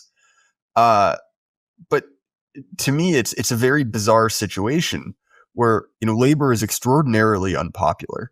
but so are the conservatives, and the sort of selected opposition is fake. I don't, and look, I might be wrong, but I don't see that as being a grassroots support. To your point about, who wins in a fight between, the English left and, the American Musk network, it's an interesting point. And part of it hinges on to what degree is Britain a sovereign country, right? And I don't say that out of any glee, right? It's just, it's an open question, right? To what degree can Starmer make his own calls? And I would not be surprised if you were right, because, it seems as if they're already doing any number of things to kind of sabotage their nation. And so if Musk basically says, well, I'm going to take my ball and go home, and takes with him, Twitter, X, and all of his other stuff, I don't see that being enough of a deterrent. I mean, sorry, do you see what I'm getting at there, Morgoth? Yeah, I do. I mean, the question that's interesting here is that because if you say, well, they're gonna, it would then be the case that it wouldn't be so much Elon Musk, but the American State Department or the American deep state, or the banks would have to have a word, which I think they might have done with Rishi Sunak when they said, like, it's time to step down. We need Starmer in. And I think that is what happened. I think they were told, you're too unpopular, you're too stupid, everybody's sick and tired of you. We have a lot of very unpopular things to bring in, and we want a skullcracker to come in and get it done who doesn't care about how unpopular he is. So if that's the case, then it's like Starmer's their guy. And that puts the kind of Elon Musk situation into a new light. Now, in terms of the Tony Blair Institute and his connections with, the Davos, and because Tony Blair's a thoroughgoing globalist, as is Keir Starmer. And the thing is, when you actually have a look at the agendas they want, they're actually quite similar. Like, Tony Blair's all in on climate change, all in on digital IDs, all of this kind of thing. But then again, so is Elon Musk. It's just that Elon Musk makes it trendy. But the actual outcomes are just the same. It's just that he has better optics. Which, I mean, he may bring all of this stuff in America and people will cheer it on. Whereas when Keir Starmer tries to do pretty much the same thing, everybody hates him, and they're talking about it's the Great Reset, it's Davos controlling everything. But there does seem to be a genuine rift there, and I think there will. There was a leak came out because during the American election, this is another reason why I think they hate the Labour Party, is that during the American election, Labour sent over 300 frontline activists to work for Kamala Harris, to campaign for Kamala Harris. They sent in backups, it was like the elves arriving at Helm's Deep or something like that, coming in for Kamala's. So I remember at the time, they were saying, the American MAGA movement was saying that this is outrageous. You can't have this foreign country interfering so directly in our election. And now, of course, it's like, oh, well, now that we've won, we're going to start funneling money into the opposition against Labour. So that's part of it. You can't say it's all just fun and games. It's all just kind of bullshit. I'm tempted to think that is a genuine rift. I think that is something not quite right. I think they really don't like each other. The British government. And again, the reason why I think it would probably be a good outcome would be because it's very difficult for the British left to actually point to an enemy, because Keir Starmer's a globalist, and he's barely ever in the country. He's always going around to swanky dinners and visiting countries and shaking hands with Larry Fink from BlackRock and all of this stuff.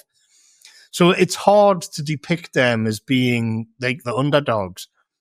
But what they can do is easily create a narrative where the Trump government, Elon Musk, and billionaire tech bro money is now being funneled in to undermine like our good old fashioned doddering bureaucrat. And we're all going to rally around him to sort of get rid of this foreign astroturf, which is stirring up trouble in our country. That's a narrative that I think would work. I think that'll grow legs. I think they will put up a hell of a fight and might win, especially if they bring in Tony Blair to pull strings on their behalf. Because otherwise, like, what is it? I wonder if it is just all for the amusement of these people, you know, like a kind of chess game or something like that. But the outcomes are not really that consequential. I don't know. I think it might be. I think Musk's starting to go a little bit rogue on them. Another thing they did, which I meant to mention before, was that when they were talking about how to combat MAGA, they said like the number one thing you have to do is to kill X, to kill Twitter X. That came from somewhere in the Labour government, like the Labour think tanks or whatever. And Musk knows that as well. So that there's no love lost between them, even if eventually it is just all a big puppet show. Yeah, and I think that's an interesting point. I was speaking to Charles Haywood earlier today. For those listening to the podcast, this will be 2 days ago on your feed.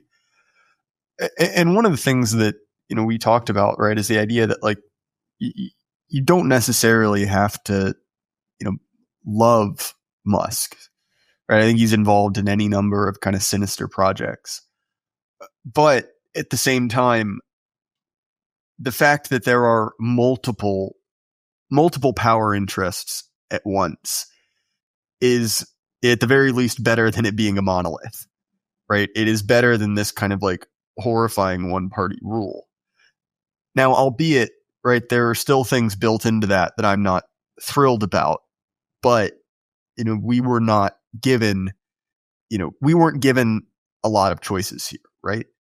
And I think that in the US, one of the interesting things will be if in a hypothetical situation where there is a choice to be made between tech bro backing and Likud party backing, who wins out? I'm not saying that it's incredibly likely to go one way or the other, but the fact that that's at least a discussion, it's an interesting place to be. Because, you know, I think one of the concerns is basically America is being offered a containment deal where you can get one or two things you want, but the highest priority of the regime, that stays. And for a very long time, the highest priority has been a certain Middle Eastern democracy, right? So I'm curious, right, what seems to be, from your perspective, you know, the highest priority of the British regime?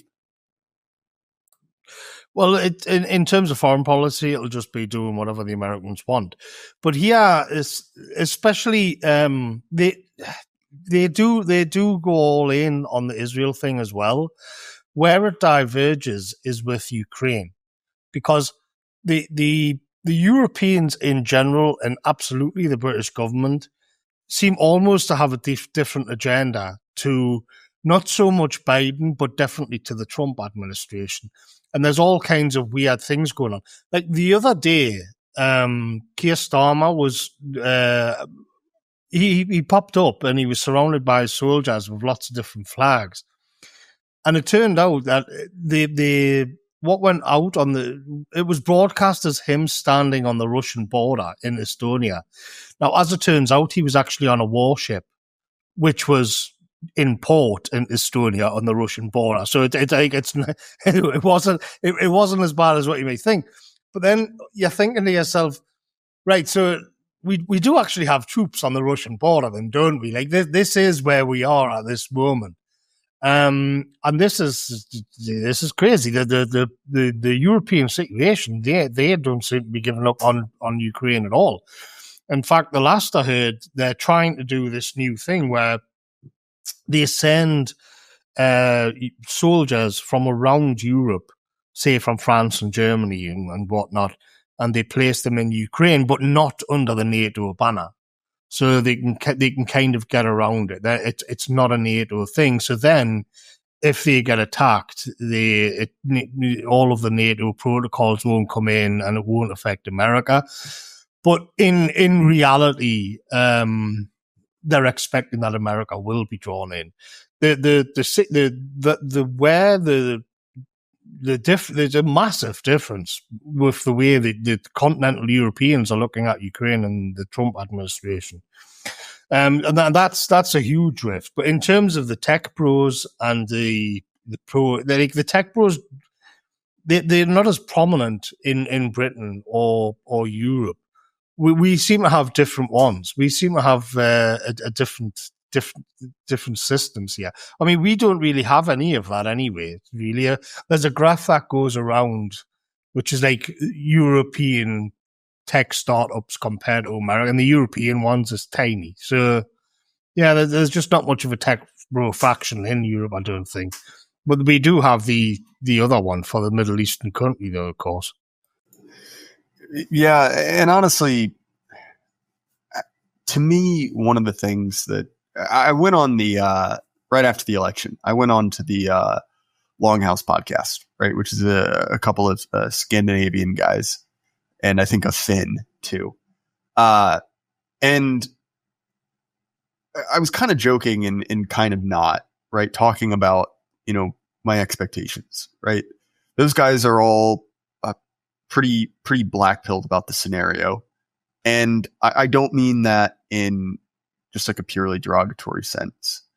But one of the interesting dynamics is it seems as if within the U.S. empire, there's a faction that believes we are overextended, right? That we're in a bad spot. And, you've seen that in the language about Ukraine. And will America pulling back from Ukraine screw over a great number of Ukrainians and also the rest of Europe? Quite possibly, yes. And so, for guys who really do have, Russians on the border, I certainly feel some sympathy for it. But at the same time, like, I live in America. I don't want a great deal of my money being sent to, basically shoot into the mud in Ukraine, let alone the possibility of it, kind of turning into a wider war. And I think one of the interesting questions is like, okay, like, let's say that you think what I do, right? Which is that the American empire is, is evil and needs to go away.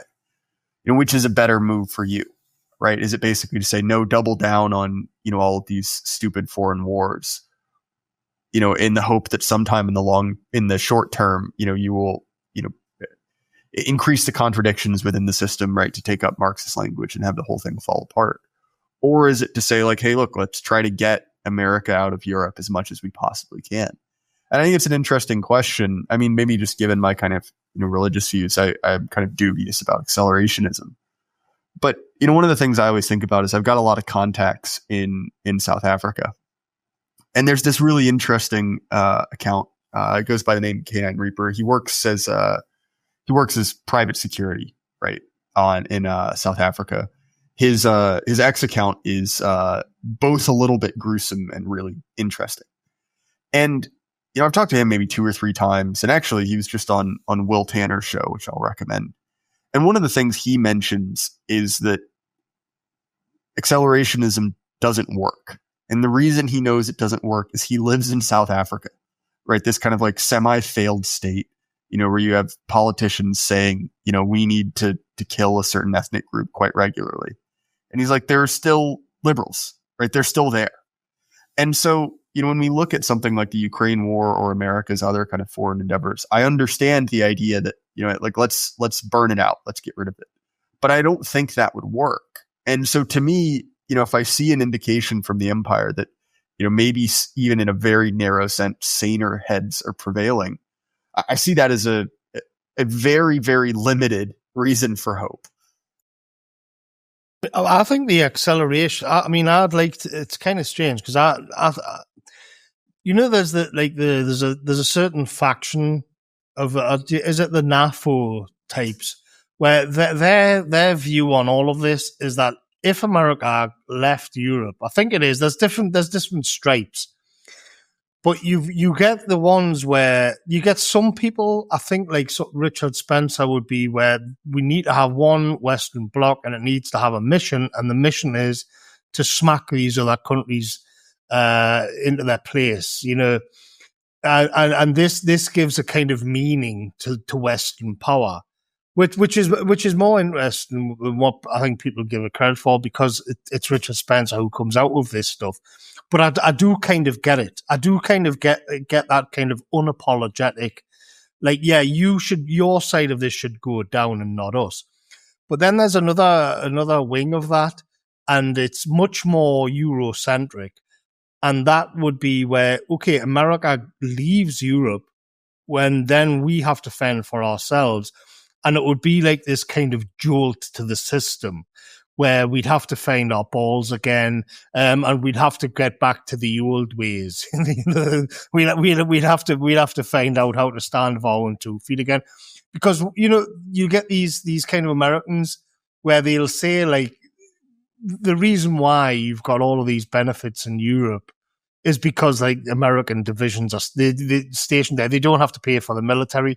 They're living in this kind of they've been reduced to this kind of Disneyland where Europe is no longer active politically in the world. It's just a kind of retirement home and a set of museums. Like, that might be painful for some people to hear, but it is kind of true, to be honest. On the other hand, it does open up a kind of harshness to the world. And maybe that's what people in Europe need.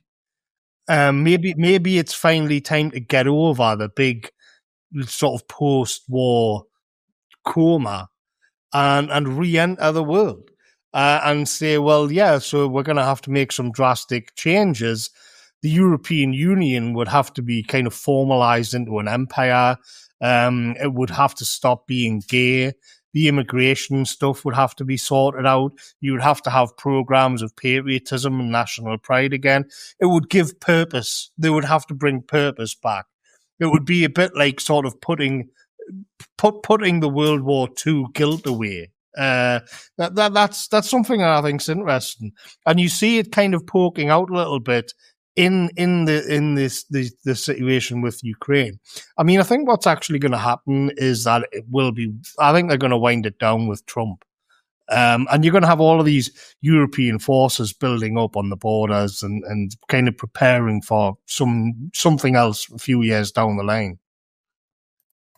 It's an interesting point because I've actually felt very much the same way, right? That there are a lot of things about Europe that are completely and totally artificial.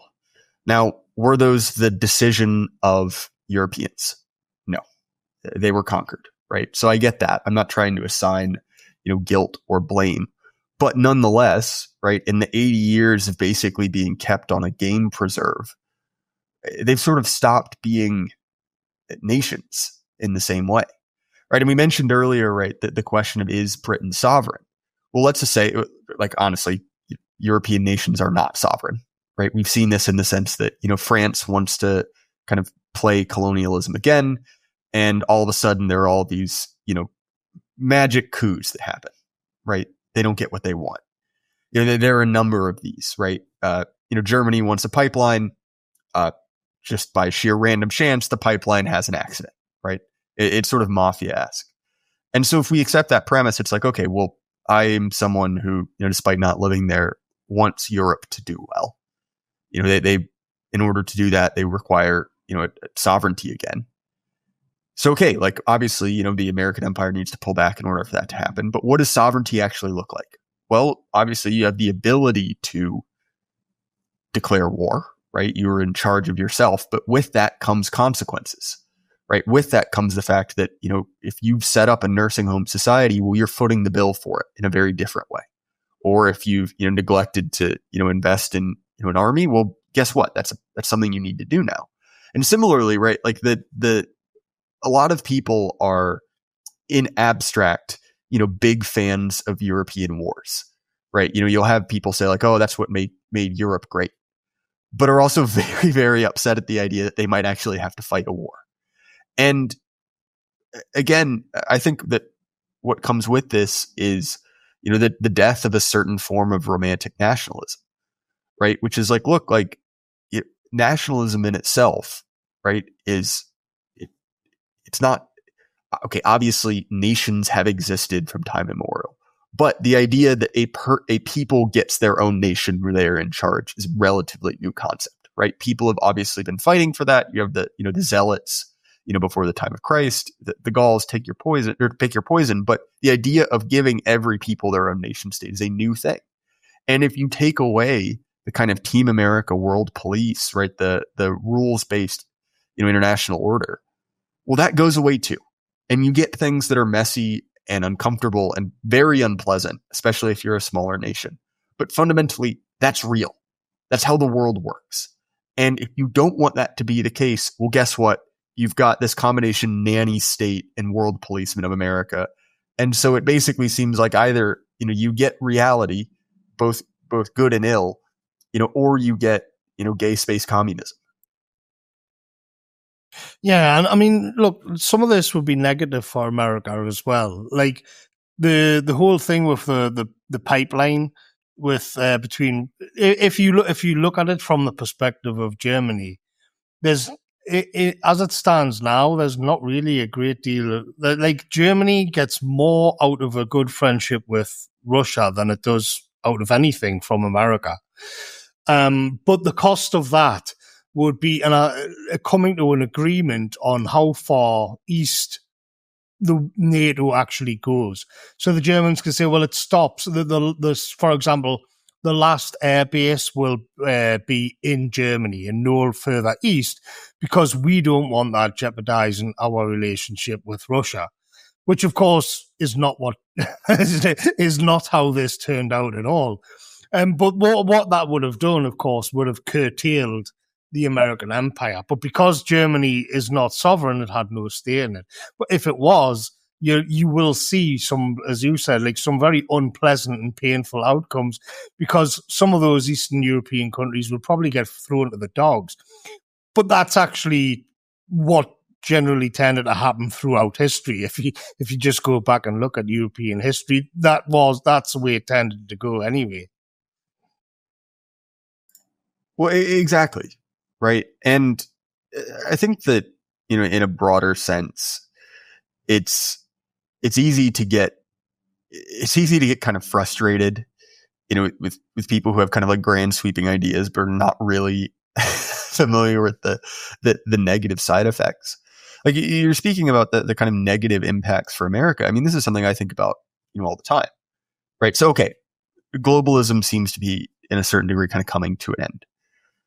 Okay, you can't get, free stuff from, or, practically free stuff from China. It becomes more expensive to make things. Your cost of living goes up, right? That's a very real cost. Similarly, right? Let's say Trump gets exactly what he wants and, deports, 10 to 30 million people. You can do that. I would like for him to do that, but that will have very real externalities. Right. Like, we make fun of the kind of like liberal lefty types for saying like, oh, well, who will tend to my garden? And of course, that's ridiculous. Right. These kind of champagne socialist types, but they're not entirely wrong. Right. As someone who worked construction when I was in college, the vast majority of people I worked with were, shall we say, not legal residents. Right. That goes away. You have a problem. And again, simply by there being an issue, that doesn't mean you should avoid it. Right. Effectively, right. This is the art of politics, right? You're weighing pros and cons, trade-offs to try to get to a desired goal.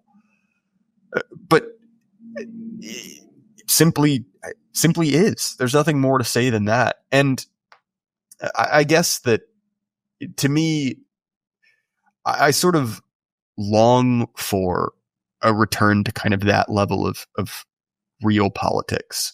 Where, yeah, sure, the world is scary and uncomfortable. That's kind of normal for human existence. But for so long, right, this kind of like fake post-war consensus, the kind of internal politics of the American empire have been locked in this very weird state where everything is slowly getting worse. And the whole conversation is about, largely unimportant details, right? It's maddening. And to a certain extent, right, we're sort of seeing a return of, the old gods, right? The end of history is over. And while there are certainly downsides to that, war, famine, take your pick, but also there's sort of an honesty to it that I think the West has lacked since really World War II. Yeah, I mean, something that I've been seeing more and more recently is that, especially when it comes to immigration, because the part of the thing with immigration, which people tend to sort of shy away from, is that it is popping up. It in a certain way, it is actually propping up economic model based on infinite growth in nations with below replacement birth rates. Like, I know, like, this is not to say that it isn't a malicious conspiracy or anything, but it's certainly an element to it. And what I think is like an interesting question is that if you want to go all in on this, if you want to deport everybody, there is gonna be like material concessions which have to be made, and I think people would prefer not to think about that. Give me a second, the dog. And I think people would prefer not to think about that, and just sort of wish it away.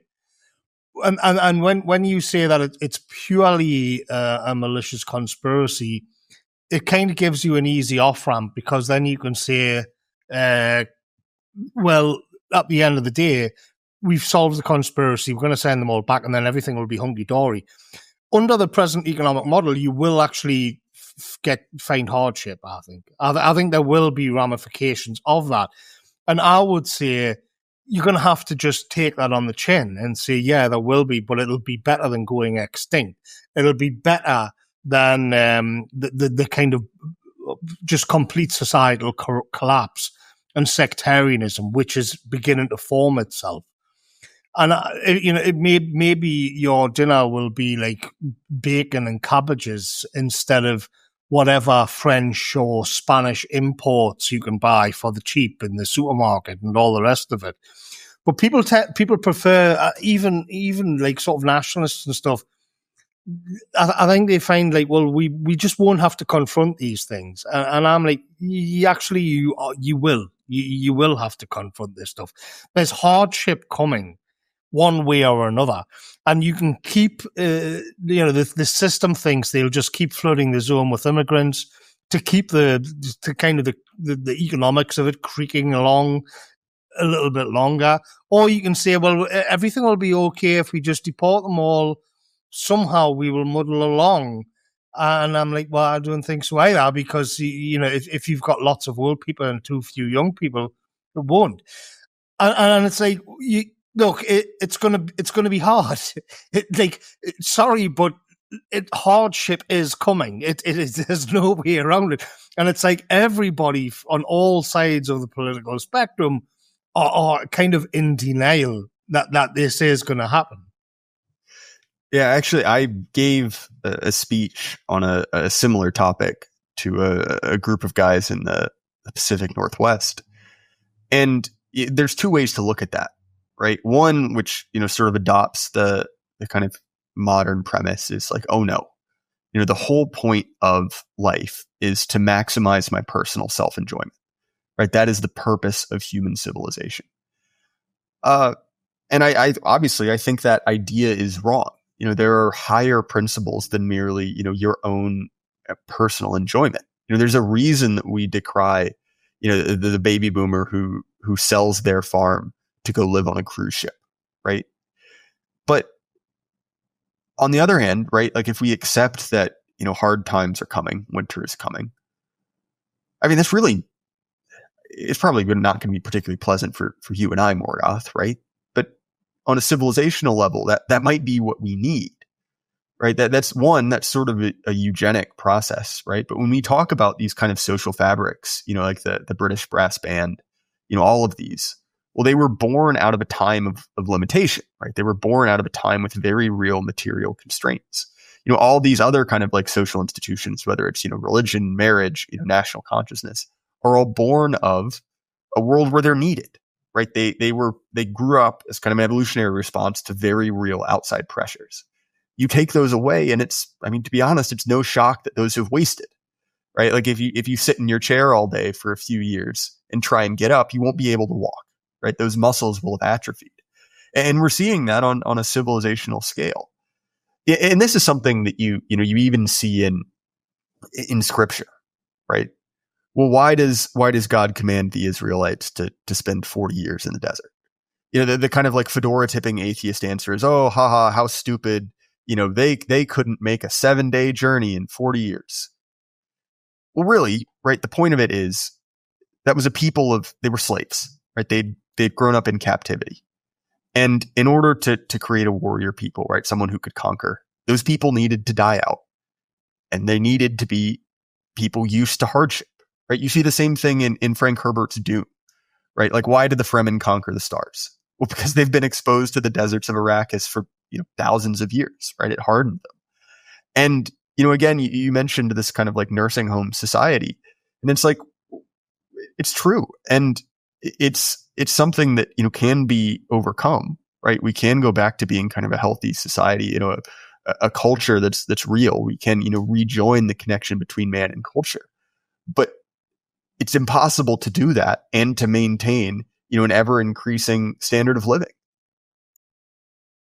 Yeah, I mean, I've seen scenarios already in across the West. Well, let's just stick with Britain, which I find more bleak.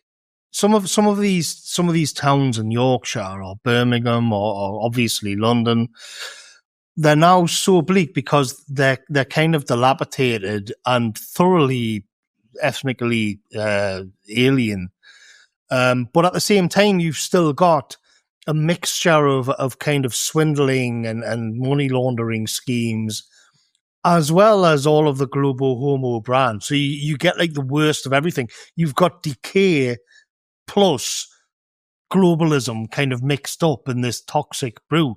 Whereas if you went back and it was like 2005, it was all the bright glittering lights of globalism and whatnot. And something that fascinates me is if Donald Trump creates incentives to bring all of these corporations back to America. And you can look at a country like Ireland, where I just think this is like the perfect thing, where Ireland kind of set itself up as a tax dodge for Apple and Google and all of these, Amazon and all these giants. And that's kind of what its economy is. And there's a bit of panic on because they're thinking, well, if Donald Trump kind of gets them all to go back to America, where does that leave us? And my kind of view on that is it's going to leave you what you were in the early 1980s, because it's not that we're going back to the Stone Age. It's that you can look at a soap opera from the 1970s or something, and you can see that it wasn't, even if it was the 1940s or the 1950s, I'll deal with those material conditions. I don't think it was too bad. I think we can survive it. I wish people would stop being so scared. The alternative is absolute ruination. You don't come back from that. You can do fine if you're wearing overalls and you've got the local village and the local town centre is having to plant potatoes and alongside the roads or what, all this kind of thing, as we've done before many times. We can deal with that. But what you can't deal with is collapse when you're an ethnic minority. That's the end game. That's nightmare fuel. We can deal with hard times. We've dealt with them in the past for many, many, many, much worse than what we'll deal with now. And I just find it strange that people are so horrified by it. Obviously, the elites themselves have got their own incentives to keep this monstrous system kind of creaking along. I did an article which is kind of related to this, called "Is the West an Elephant on Stilts?" a few years ago, but it was mainly looking at the internet cables and infrastructure. But it's just this idea where that kind of Salvador Dali thing of elephants on stilts, like creaking along. We've just got to prop it all up for a bit longer. And I think, if you just had to go down onto the ground, it's not so bad.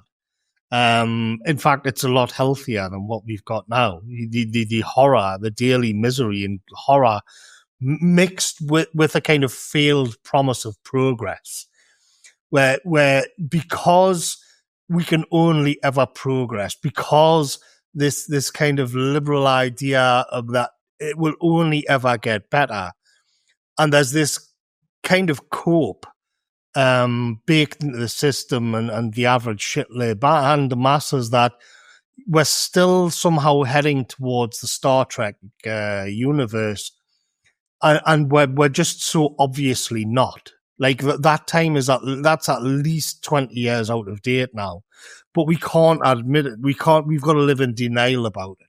And we can't like step off and think, yeah, we're going to have some downtime and we're going to have to clean house. And it becomes psychotic. And in Britain, everything gets warped and twisted to the lie. The laws are changed to adhere to this, like, obviously unnatural state of affairs of just endless flows of foreigners coming in. It's not normal. It's not natural. So they just change the laws to make it more difficult and it just like heaps misery upon misery. And I'll take the hard times. I'll take the material hard times over that, because in the long term it wouldn't even be that bad. One of the major crises that we've got is like the housing shortage. If you just had to say, look, let's just struggle with this, you will find weird outcomes. Like everybody could have a house, a nice sized house. And who knows, that may actually create a situation where the women don't have to go out to work anymore and they can have kids. Wouldn't that be nice? Wouldn't that be nice? But of course, this is all assuming that your nation is run in the interests of people and not merchants and banks. Well, I think that brings up an interesting question, right? Which is one that I've been thinking about a lot, right? Which is, what can you expect from your elite? Because look, I'm not some kind of Pollyanna. I understand humans always are, to a certain degree, self-motivated. But at the same time, right, the kind of radical disdain our elites have for their alleged constituents is ridiculous, right? Like I can't remember the name of him. Some horrible, limey political commentator during the the farmers' protests, who when asked what he would do, he basically said, do what Thatcher did to the miners, right? Send in the hounds. It's that attitude, right? Is I'm struggling for words that I can say within the kind of speech constraints of YouTube, right? I don't like it. And again, what can we expect? Like, I'm not looking for a philosopher king, but I'm looking for someone who doesn't hate us, at the very minimum. And so, I think that, one of the things that's at least kind of hopeful about a place like America is that it has a certain amount of human capital that, could be recognized, right? If there were eyes to see. And, again, in kind of conditions of scarcity, those resources will become more necessary, I guess. But Morgoth, we're over time. I've really enjoyed speaking to you again. I'll have to have you on in another year, which seems to be about our pace. But is there anything you want to say as we wrap up? No, not really. You can find my stuff on Substack, and everything I do goes on Substack, and I still crank out the odd YouTube video here and there, and I tend to pop up a little bit on shows and things. So yeah, I'll wish you a Merry Christmas. Again, Merry Christmas, Morgoth. As far as my stuff, the Jay Burden Show is on Apple, Spotify, YouTube, anywhere you listen to podcasts. If you want to support us, the link's in the description for something more direct, or you can check out our sponsor, Axios Remote Fitness and Coaching. JD, personal friend of mine, highly recommend his services. Again, Morgoth, thank you so much for coming on, and everyone at home, keep your head up. The light can't last forever. Good night.